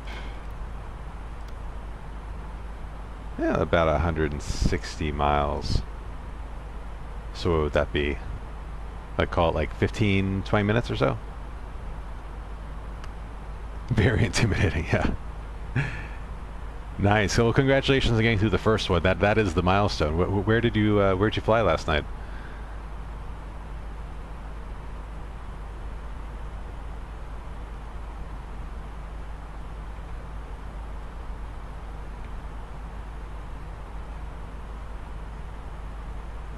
Oh, hey, Ivan. How's it going? So Ivan is over on YouTube. So Ivan, I'm streaming on YouTube and Twitch. So I'm looking at both chat streams. So if you don't know what the hell we're talking about, it's because I'm reading the Twitch chat stream right now. ATL to Miami, nice. Cool. Have you been using the fly-by-wire A320, or have you been learning on the stock? And Ivan, to your question, I use vPilot.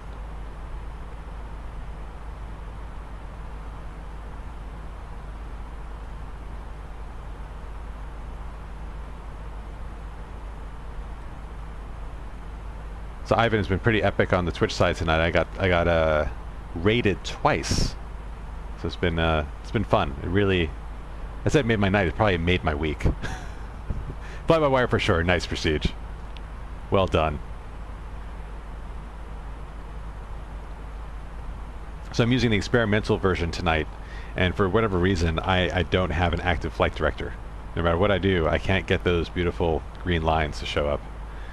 So manual flying was a bit of a pain in the ass on the departure.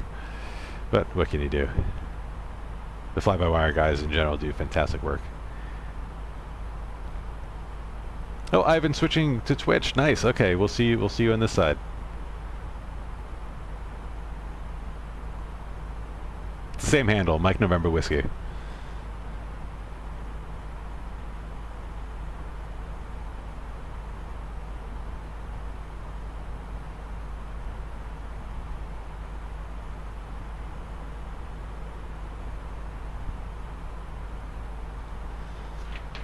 All right.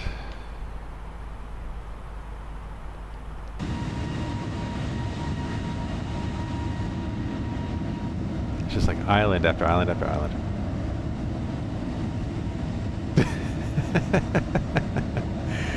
Yeah. I mean, who knows? It could be like a realistic real-world system failure. Like sometimes your flight director just doesn't come on. Actually, what I haven't tried, I haven't checked to see if the co-pilot one works. Let's get their screen back on for a sec.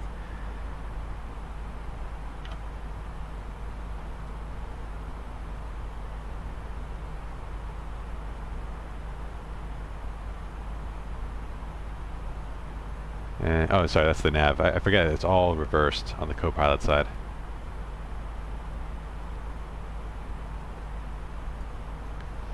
Reason why I have these turned off is just to save frames. I'm running on ultra settings right now, so I'll take all the frames I can get. There we go. So let's turn their flight director on. And nothing. Ivan, thanks for the Twitch follow. Appreciate it.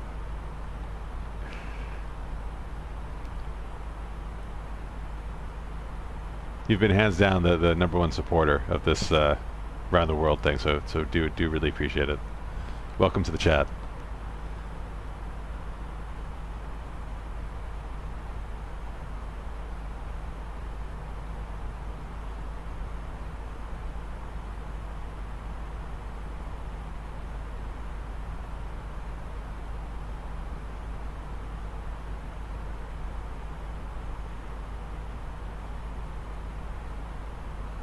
Yeah, actually, in the sim, that'd be great. I need to get better at actually scheduling them to kind of give people advance notice. But I'm not sure if you were here when I was talking about across the pond, but I mean, that's one I'll definitely be scheduling in advance. Ah, thanks, Ivan. Appreciate it. You gotta start small. You gotta start somewhere. I got like 12 new follows tonight because of all the raids. So it's been great.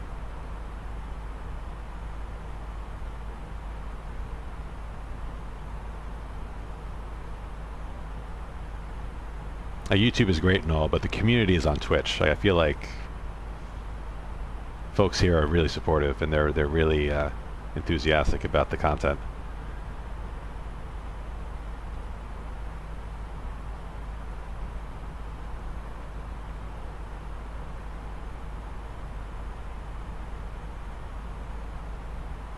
Yeah, you know, it'll just be cherry on the cake.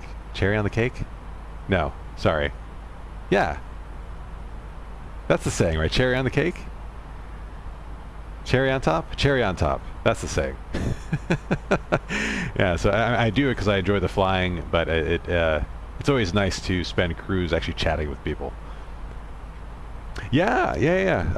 Oh yeah, I realized that the camera angle has changed tonight. Maybe the guitars. So in a past life, I tried to make it as a professional musician, but then found myself in the technology space and worked in music tech for a while, trying to help artists make money from digital music.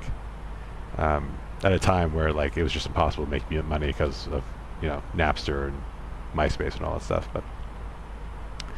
But then still in tech, but not doing music anymore.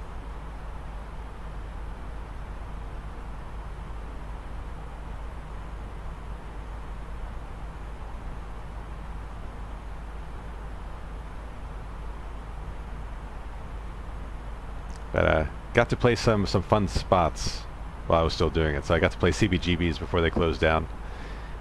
Played Lion's Den before. I think I changed to something else. Played the Bitter End a ton.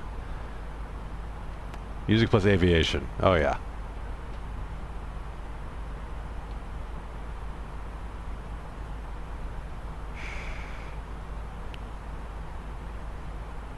I guess the common thread there is math, isn't it? It depends how you approach it. I was always a very mathematical player.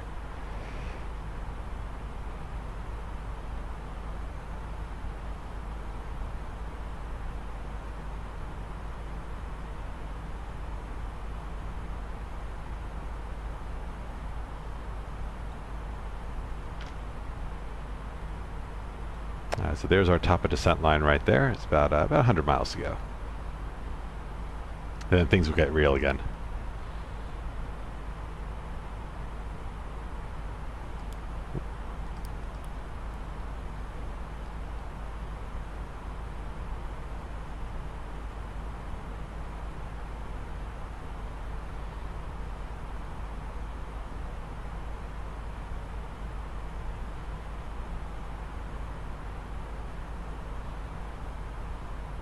So any of you guys think you're going to go for the Cross the Pond event?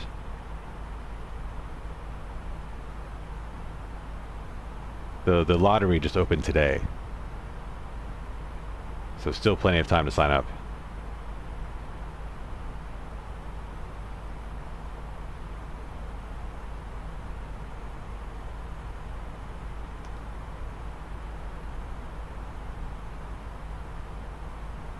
Oh yeah, geez. I mean, I've intentionally not been learning different RNAV approaches because I know I can't actually practice it.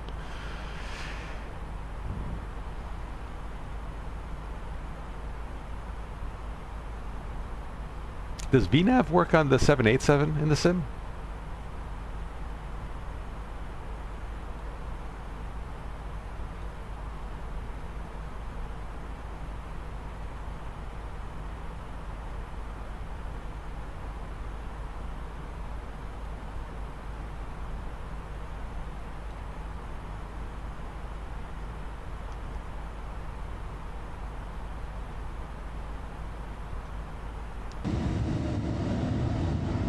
Ah, we're over a big island now.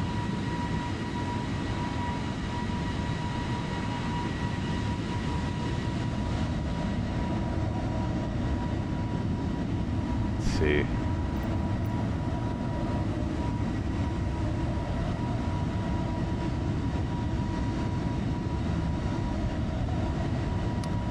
Quabang.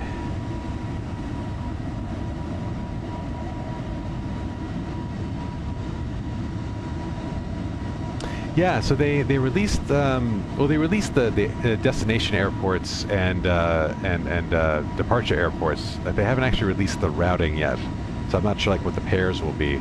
But let me see if I can pull it up. Actually, give me one sec.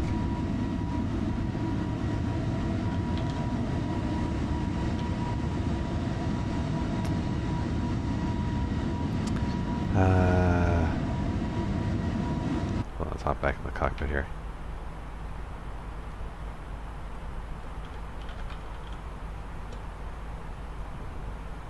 see. Across the pond. Here we go. So let me get this on the screen here for you guys.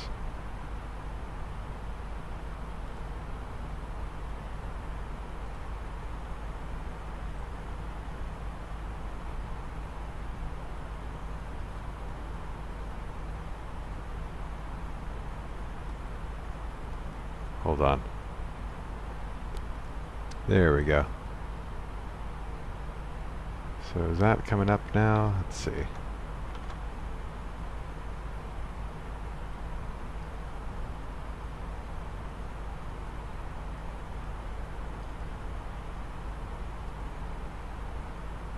There we go. Yeah, so these are the airports. Yeah, so again, I don't know what the pairings are going to be, so I'm going to need to figure out, because I don't want to be online for like 12 hours. But a lot of these are in Western Europe. Some of these are pretty interesting. Like there's some Caribbean arrivals.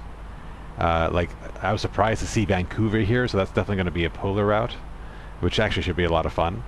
But I'm going to try to go for something a bit more straight ahead, like maybe Gatwick to Newark or Gatwick to Boston. Those are probably going to be among the shorter of the destinations. The shorter of the routes, rather.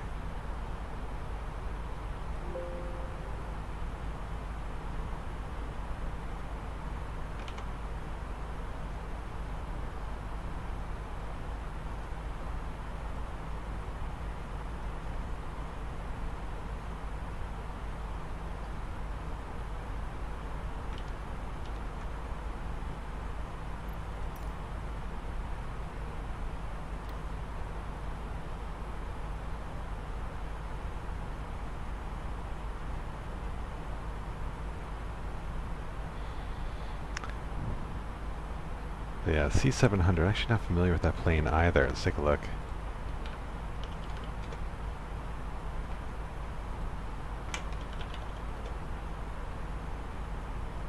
Oh, the Citation. Nice. Yeah, I don't know what the range is on that.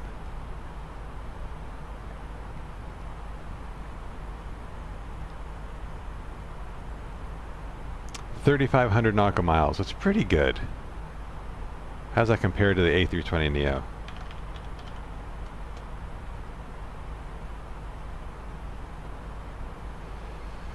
What's the range?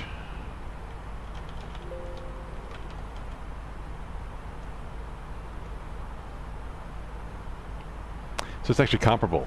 Sorry, that's the 19neo. Hold on.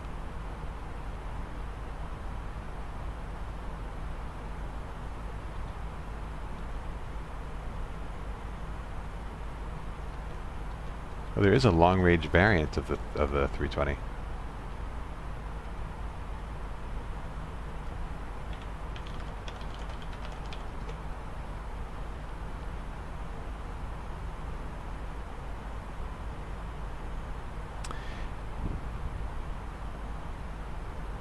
Yeah, it's certainly possible.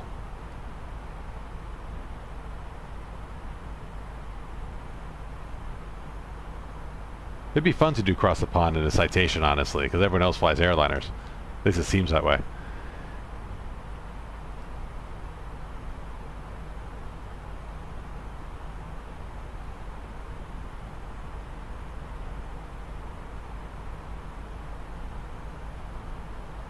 I guess you could also hack it. Like I wonder if I load the 320 up on fuel, take no passengers, so like the payload is 0.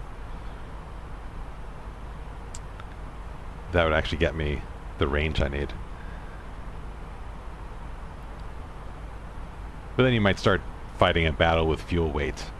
It's kind of like the more fuel you take, the more fuel you need to carry the fuel that you're taking.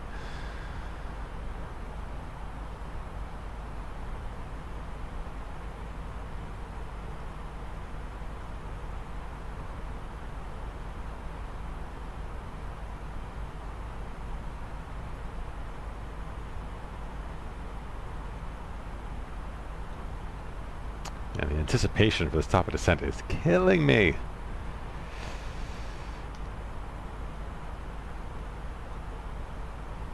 I think things will move pretty quick once we start getting down, though.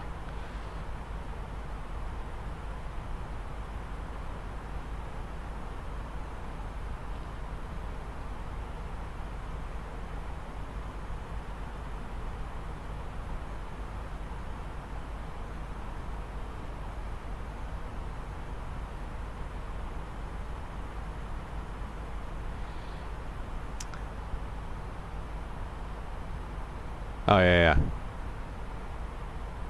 So I've been wanting to learn the citation at some point, because I follow a YouTuber, Citation Max. He flies the Citation jet exclusively, I think, for his father's business, but he's an awesome streamer, really great aviation enthusiast. I've listened to a few podcasts that he's been on. And I'm just like, that looks like a beautiful plane. And one that, like, may not be completely out of reach to fly in real life at some point, depending on where this all goes, but... Yeah, the long hauls are tough. I'm kind of doing the cross the pond more just to kind of say I did it. But as a father of 2 children and doing it on a Saturday, I'm planning to try to get like the earliest flight possible so I could wrap up hopefully before lunchtime East Coast time. A procedure, you know, Citation Max, nice. Yeah, no, I'm glad you're aware of that channel, because he's great, absolutely awesome. He did a podcast with Bayflight, which is another YouTube streamer. I don't know what her handle is on YouTube, but she flies a like an old, like, 1950s era Bonanza, like one of the V-tips. Oh crap! $8 million for the Citation. Yeah, not paying that. Although he's hangared up in Westchester, which is not too far from me, so maybe I can become friends and borrow his plane for a spin. But yeah, Bayflight's another great streamer, and they did a podcast together, where Citation Max interviewed Bayflight. She's a 20-something software engineer that found, yeah, that's right, Kilo Echo Kilo Whiskey. Yeah, so she got into aviation in college, I think, studied engineering, bought herself a Bonanza, moved to California to be closer to her company, I think. But also has some fun videos of flying into Oshkosh or moving across country. Anyone else you guys follow on YouTube in aviation? There's a bunch of great streamers.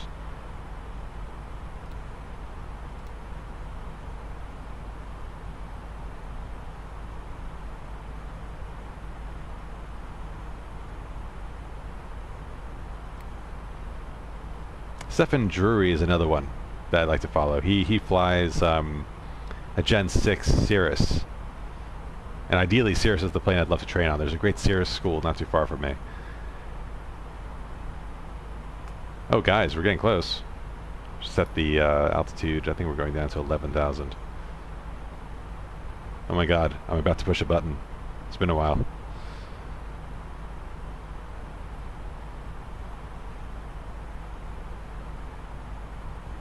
Five miles.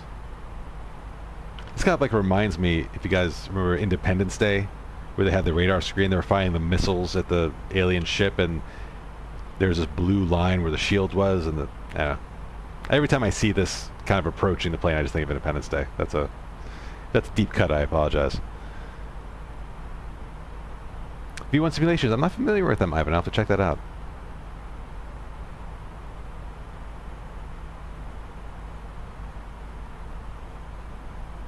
Alright, we're close enough. Let's go down.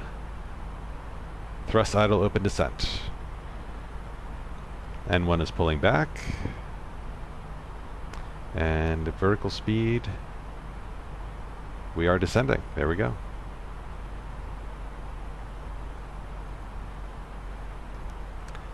Just double check, make sure there aren't controllers online on VATSIM. I still don't believe there are. And at this point, I wouldn't expect them to come online. It's like middle of the day, Indonesia. From the flight deck, ladies and gentlemen, as you may have noticed, we have begun our initial descent down to our destination. Now would be a good time to wrap up any business you need to take care of as we prepare for approach. If you are up, once you return to your seat, we ask that you remain seated until the aircraft arrives safely at the gate. Flight attendants, please prepare the cabin for arrival. Sweet.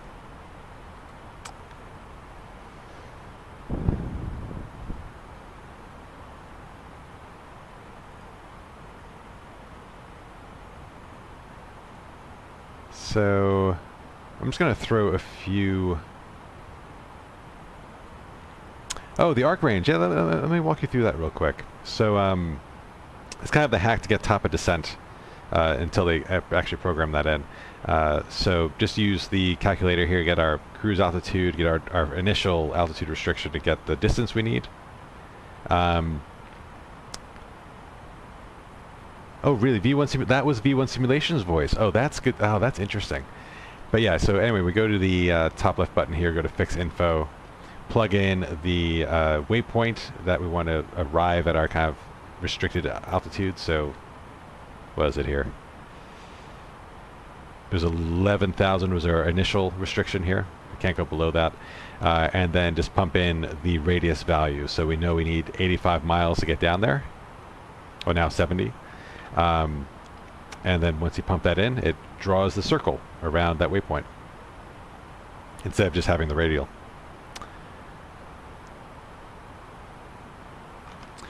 But anyway, I was going to throw a few names in the chat of streamers that I like to follow. So Stefan Drury is a great one. He flies the Cirrus. There's another Cirrus pilot. I think he goes by Nico's Wings, something like this.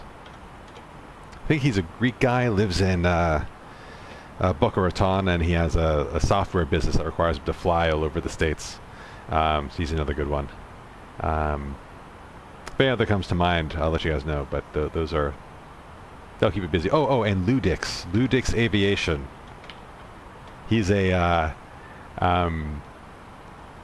flight instructor, I think out of Orlando. Really fun guy.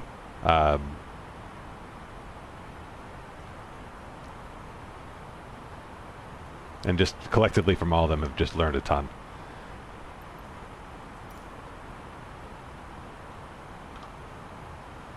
Alright, so while we're here, we'll clear the fix because we don't need it anymore.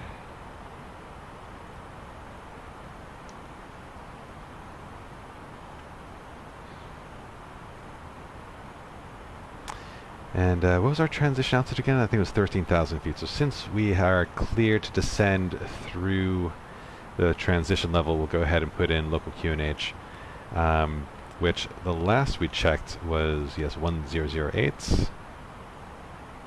And when we get closer, we'll check the METAR again to see if we have updated weather.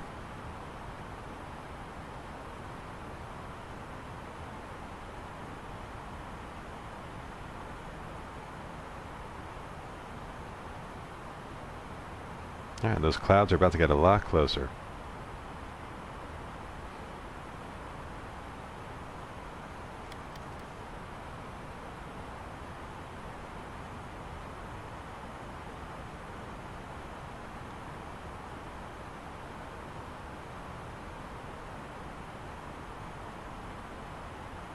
Yeah, proceed of course. Happy to spread the love.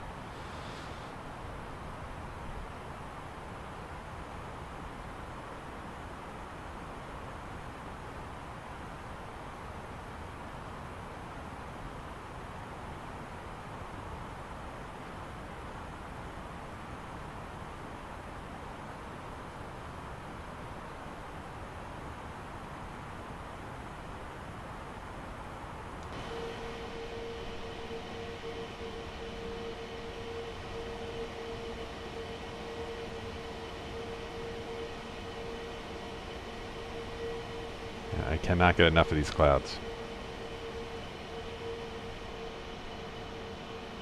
Whoever wrote the algorithms that drive this are straight geniuses.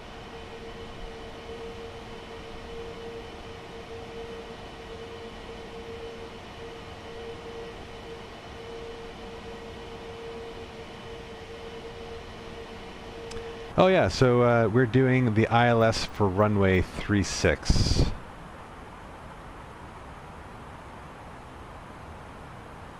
So here we go. We'll be doing the straight-in approach.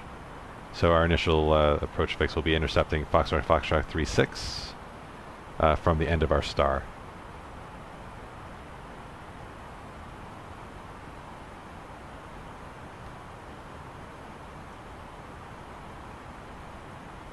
So we'll be intercepting the glide slope pretty much like at the last moment from the looks of it. I'm guessing that's in part because of the terrain that's surrounding the area.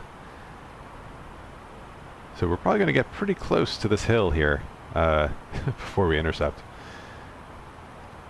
Judging by the star, I would expect that ATC would vector you in. We'll have to be careful about our altitude.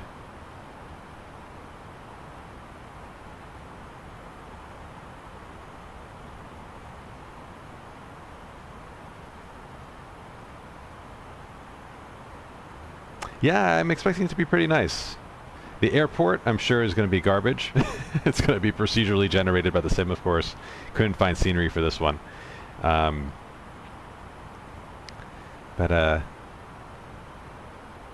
yeah, getting there will be fun. I'm guessing we'll be able to exit around Whiskey 2.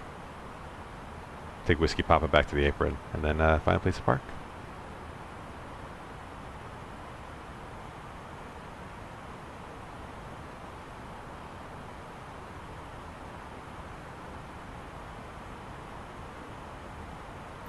Well, I'm excited for the next leg.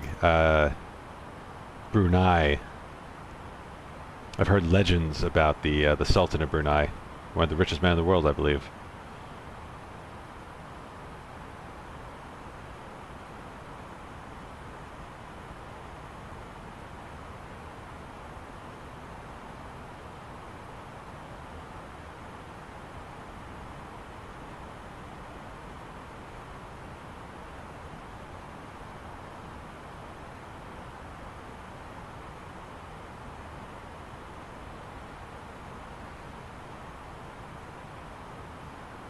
Alright, so it's 4 Zulu. We'll give it about 5 more minutes to see if the METAR gets an update.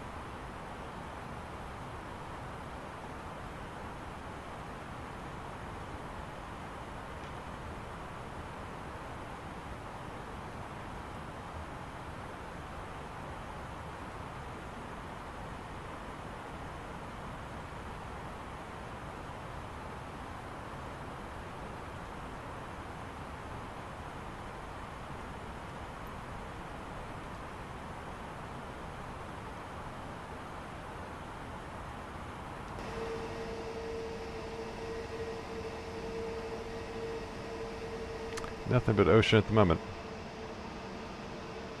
Oh, well, that's a nice little bank.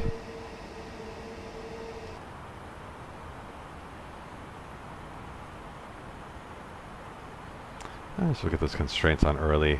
Looks like we do have some data here. So yes, 11,000 and above, and then 7,000 above for Sama.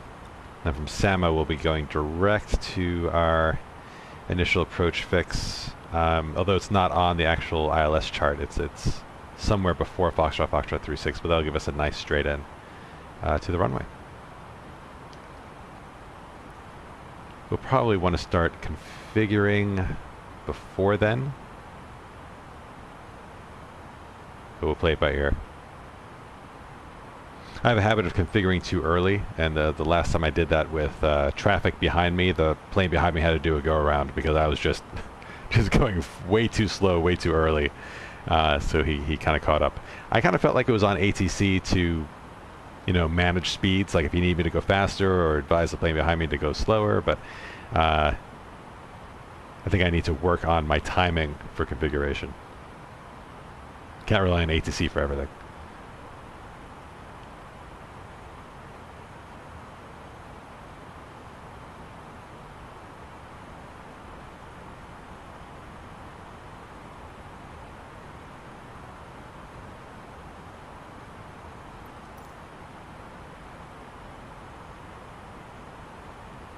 It's about 10 miles away from Lelix. Looks like we'll get there in about 2 minutes, and that is plenty of time to get to our 11,000 feet. So that worked out great.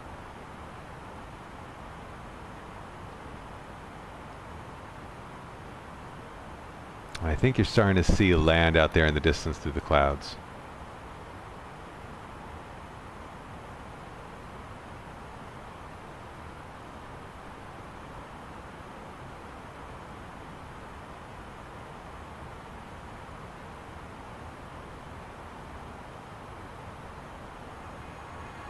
Hey, Jack, thanks for the follow. Appreciate it.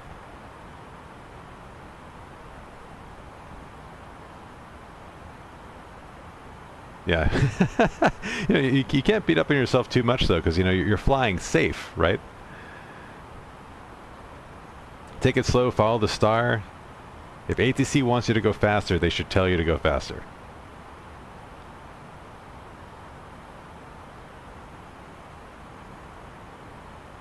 But you got to make sure you get yourself on the ground safely.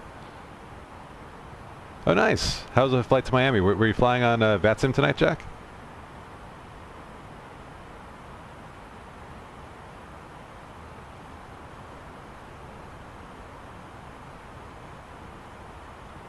We're doing like fake VATSIM tonight. Like we're on the network, but there's no controllers online. There's no planes around. We're somewhere in Bumble F, Indonesia. But from MCO, nice.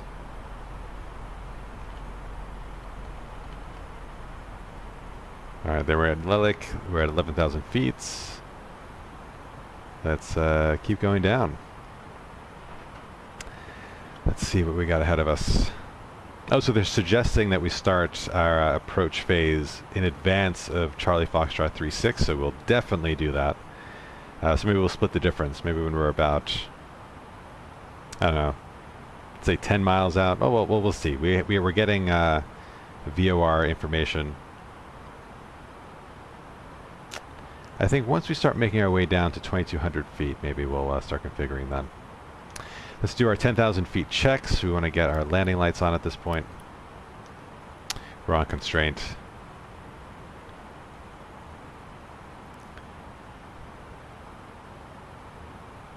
Okay, everything's looking good there. Everything's configured the way I want it.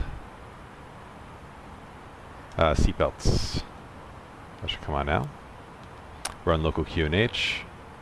Let's go ahead and get that METAR request in case the data is updated. I could use the flypad, but I feel like this is a bit more realistic. So we'll get rid of WABB because we don't need it. That's where we departed from. We still have our alternate here. So wait for that to come in.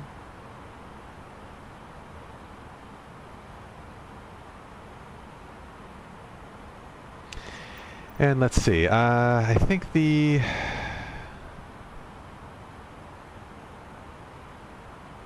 Nice, it sounds like a lovely flight, Jack.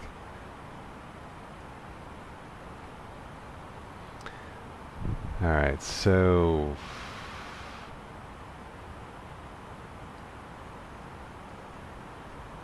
Okay, looking at the color coding here, 4,000. So to be safe, let's go down to 4,500. And then when we feel good about altitude clearance, then we'll go down to 2,200 for the to intercept the approach fix. How's that sound?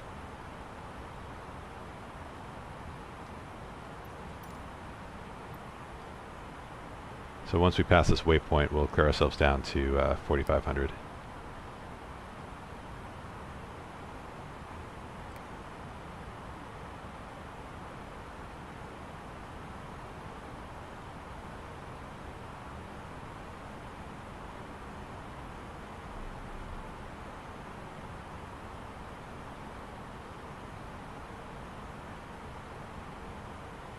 Yeah, that terrain is real. It's another thing I'm looking forward to having in the fly-by-wire is the terrain on the ND. Alright, so we've cleared that waypoint. Let's get down to 4,500. And let's do our approach checklist.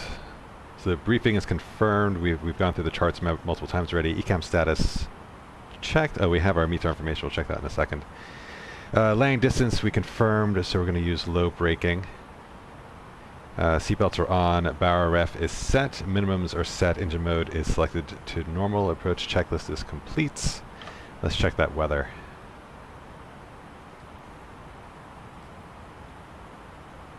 Did we get new information? From 3:30 Zulu, QNH is still the same. Winds are no longer variable, they're now 290 at 6. So that's not going to really impact this too much. We'll just put that in there, 290 at 6. Actually, save me all the clicking. I'm just going to print it out. Print. And then 33 degrees is, yeah, that's basically the same. I mean, I'm going overkill, just kind of adjusting these ever slightly. But I like to be accurate. Alright, and there's the terrain. Yeah, so we definitely don't want to descend too quickly here. But I think once we get to 4,500, I'll start configuring, start slowing the plane down.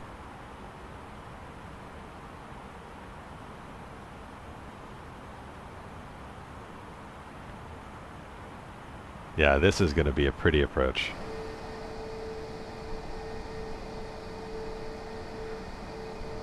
Look at that.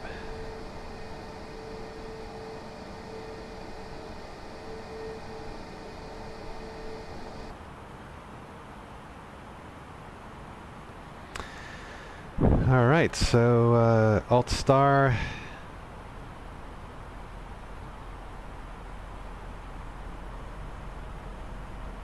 And Alt. So let's go ahead, let's activate the approach phase. Start slowing down to green dot speed. And we'll start getting things up here ready. Landing system. Oh, interesting. That's never happened before. But we are picking up the ILS.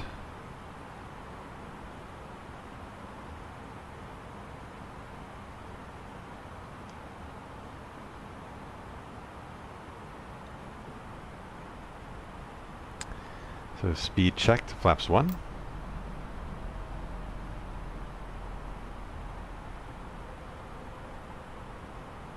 Definitely can't descend yet. Let's see what's the restriction here. The restriction at Charlie Foxtrot 36 is 2200. We'll get that in the FMC just to be prepared for it. But I don't think we have that much clearance at the moment.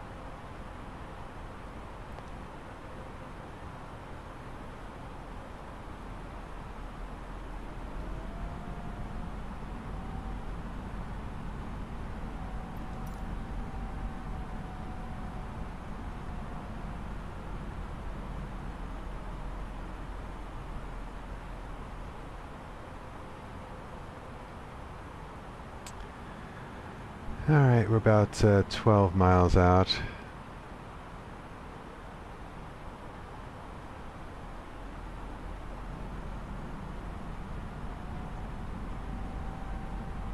Speed check, flaps 2. And let's get down. Let's get down to 2200. Close enough to Charlie Foxtrot 36.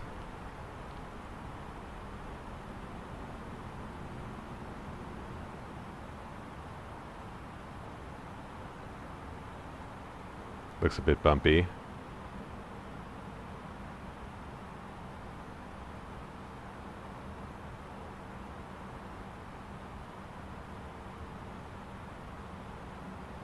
Alright, let's get the approach mode on. Autopilot 2, Cat 3 single, Cat 3 dual.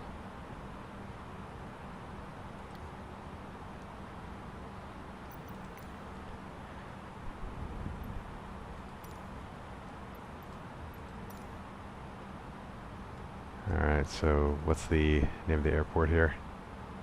Ratulangi.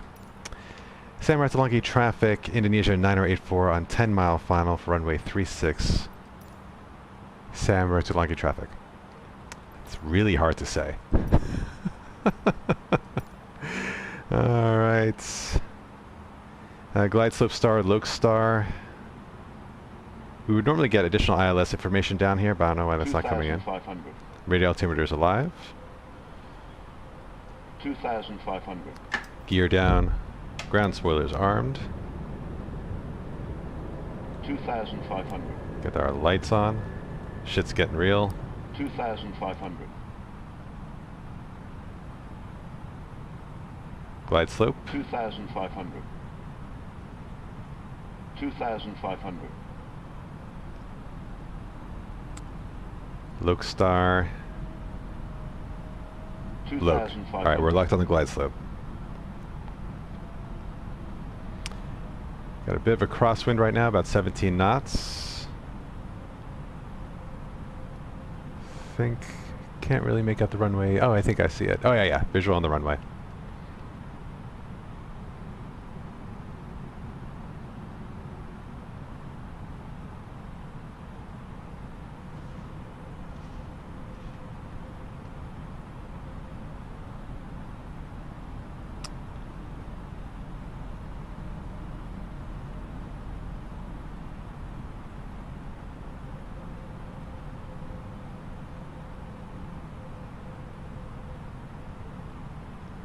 Oh, Mo Daddy, are you predicting my my landing descent rate?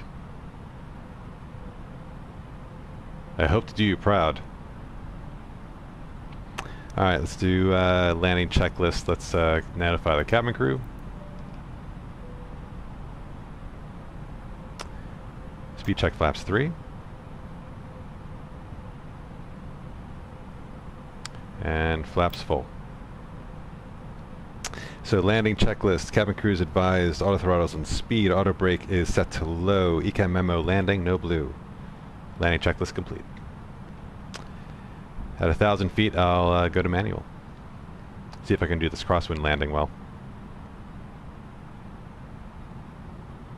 Thank you, they're Corsair virtuosos.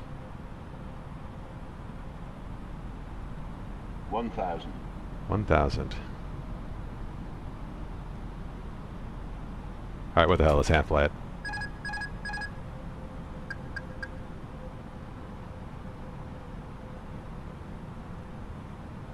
I can feel the wind pushing me.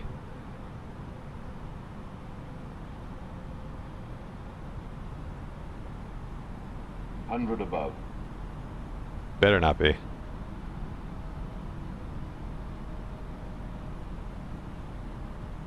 Minimum Continue. 500. Guys, I'm getting performance anxiety. You won't judge me harshly, will you?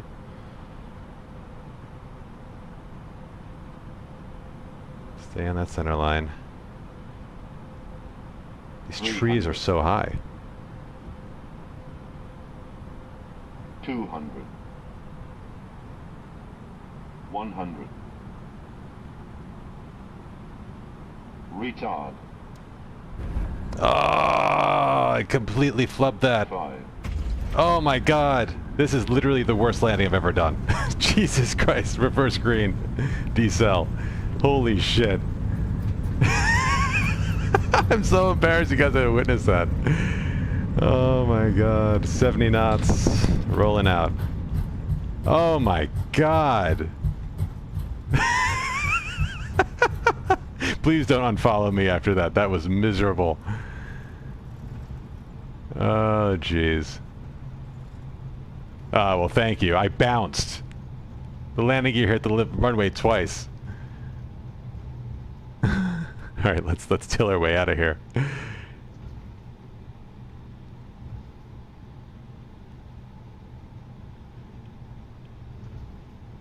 Prestige, thank you.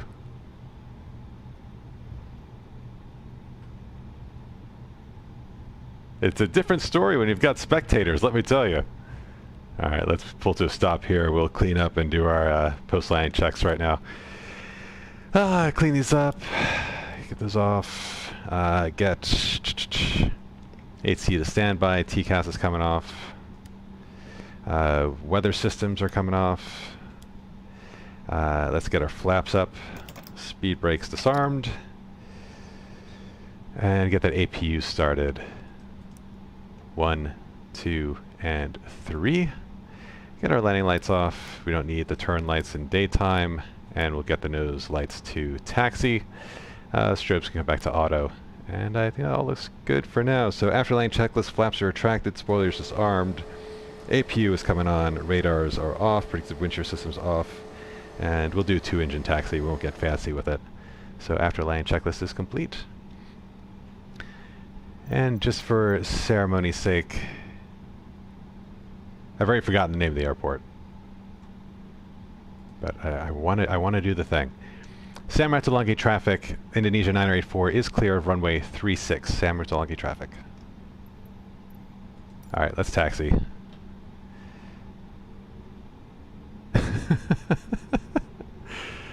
Fun times, guys. I promise I've had some butter landings.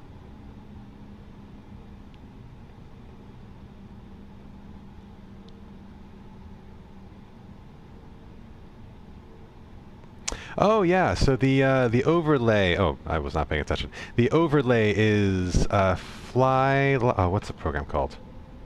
It's called Fly Live Studio. It's a free downloadable program that allows you to customize overlays and interfaces with the sim to get all the data. So let me hop back into chat and type it out.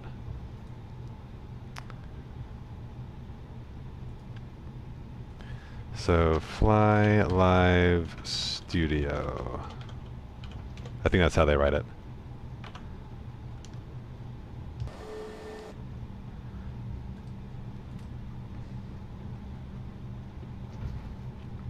I also follow another streamer. This comes to mind. EasyJet Sim Pilot. He also flies the A320 out of England. Does a fantastic job with the streams. Has a ton of followers, but he uses that toolbar as well, and that's how I found it. He also does great videos on all the mods he uses, so it's pretty easy to figure out how he has his whole setup figured out. EasyJet Sim Pilot. As you'd imagine, he only flies EasyJets.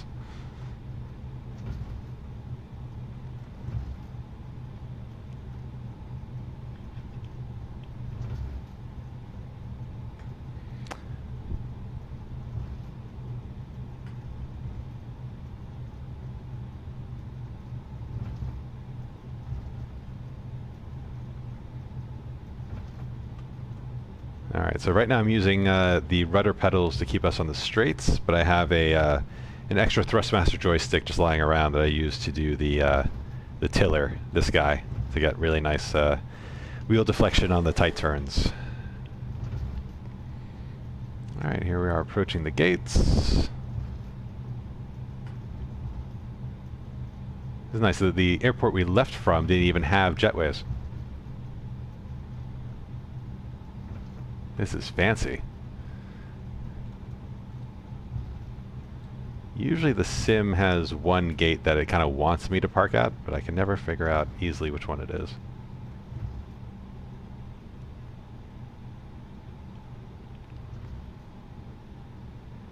Is it that last one?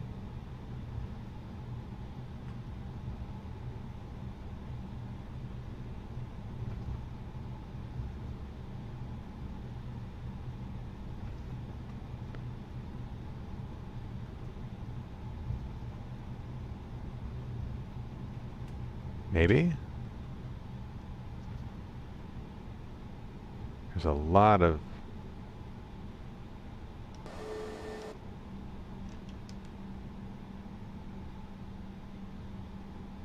This feels wrong, but we'll go with it. I'm going to clip into that car, but this looks like a gate, but... No, that's not right. What? Oh, what? No, stop moving. What's happening? That... I did not... No. No. Why? I did nothing. What is happening? So I'm using the new... Oh no, that's so bad. That's so bad.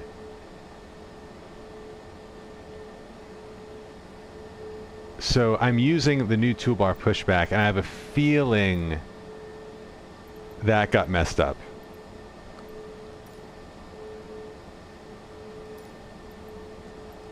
That's so funny. Oh, no, that's... No. Okay, let's call that away. Because I actually want to do the... I actually want to shut the thing down. Come on.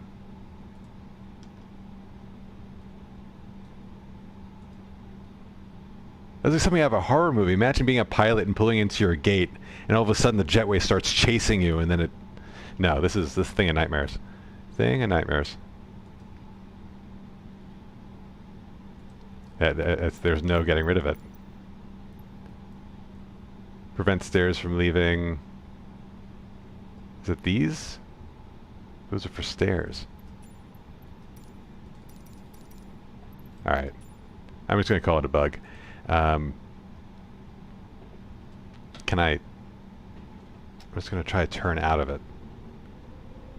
But if I crash... Alright, that's good enough. At least we can see the cockpit. Okay, let's shut this thing down. Let's say we're at the stand, parking brakes engaged, APU is confirmed on, so we'll shut down the engines, engine 1, 2 off, seatbelt signs off, APU bleed on. Oh my god, well, I'm glad you guys enjoyed that. Procedure, I hope you enjoyed my solution to that. So parking checklist, APU bleed is on, engines are off, seatbelts are off, exterior lights are as required. We can get the beacon off since our engines are off. We don't need the strobes anymore. We can turn the taxi lights off. Fuel pumps are coming off. 1, 2, 3, 4, 5, 6. And parking brakes are on. Parking checklist is complete. So clearly we don't have external power, so we'll go ahead and we'll just assume all folks are off the plane, and we'll go through the flows for securing the aircraft. So first let's get our IRSs turned off here. We'll get crew supply turned off. We'll turn off the lights. We'll keep nav and logo on until the last moment. Start pulling back the integrated lights. There's no one in the cabin, so we'll get the APU bleed off. And here, this is where I like to go into overkill. So like, I believe certain airlines have these procedures where they just turn down the brightness and everything because they want to preserve every little pixel in every single screen for as long as possible, because it, in the long run, cuts down on maintenance costs. So I literally just sit here every flight and turn all these dials, just turn all the lights off. It's really ridiculous, but I'm trying to do the real thing. I'm trying to be a stickler. We can, let's get our engine timer off, so about just under 2 hours of engine time. There that goes. Radios are coming off. Again, seriously overkill. Open up that door so we can actually get out. ATC comes off. And then this integrated lighting comes off as well. Guys, are you ready for this? I turned the fly pad off. Thanks, Ivan. Appreciate you sticking around, and hope you enjoyed the chat tonight. All right, and at this point, let's get that APU off. And yeah, so I'll just wait for the APU to spool down. We'll go back to battery power, then I'll shut the batteries off, go through the checklist, and then we'll be done. At this point, you guys have no obligation to stick around because it will take like 2 to 3 minutes for the APU to spin down. But again, you know, oh, the jetway retracted. Great. Yeah, exactly. Thanks, Prestige. Yeah, you don't want a dead fly pad. You save that battery. Yeah, but really, I just want to take a moment to thank everyone for joining the stream tonight. For the folks that came on the raids, I really appreciate the support. Really made my night, made my week. Love all the follows. Really, this was a special one for me, even though I completely flubbed the landing, so apologies for that. We'll do better next time. But thanks again. Hope you enjoyed it, and hope to see you next time. Oh, I think there goes the APU. So yes, get those batteries off. We're back to cold and dark. And that's it. Awesome, guys. So next we're heading to Brunei. And yeah, I think I've said that all needs to be said. I'm not going to belabor the point too long. But thanks again for joining us, and we'll see you next time. Good to meet you all.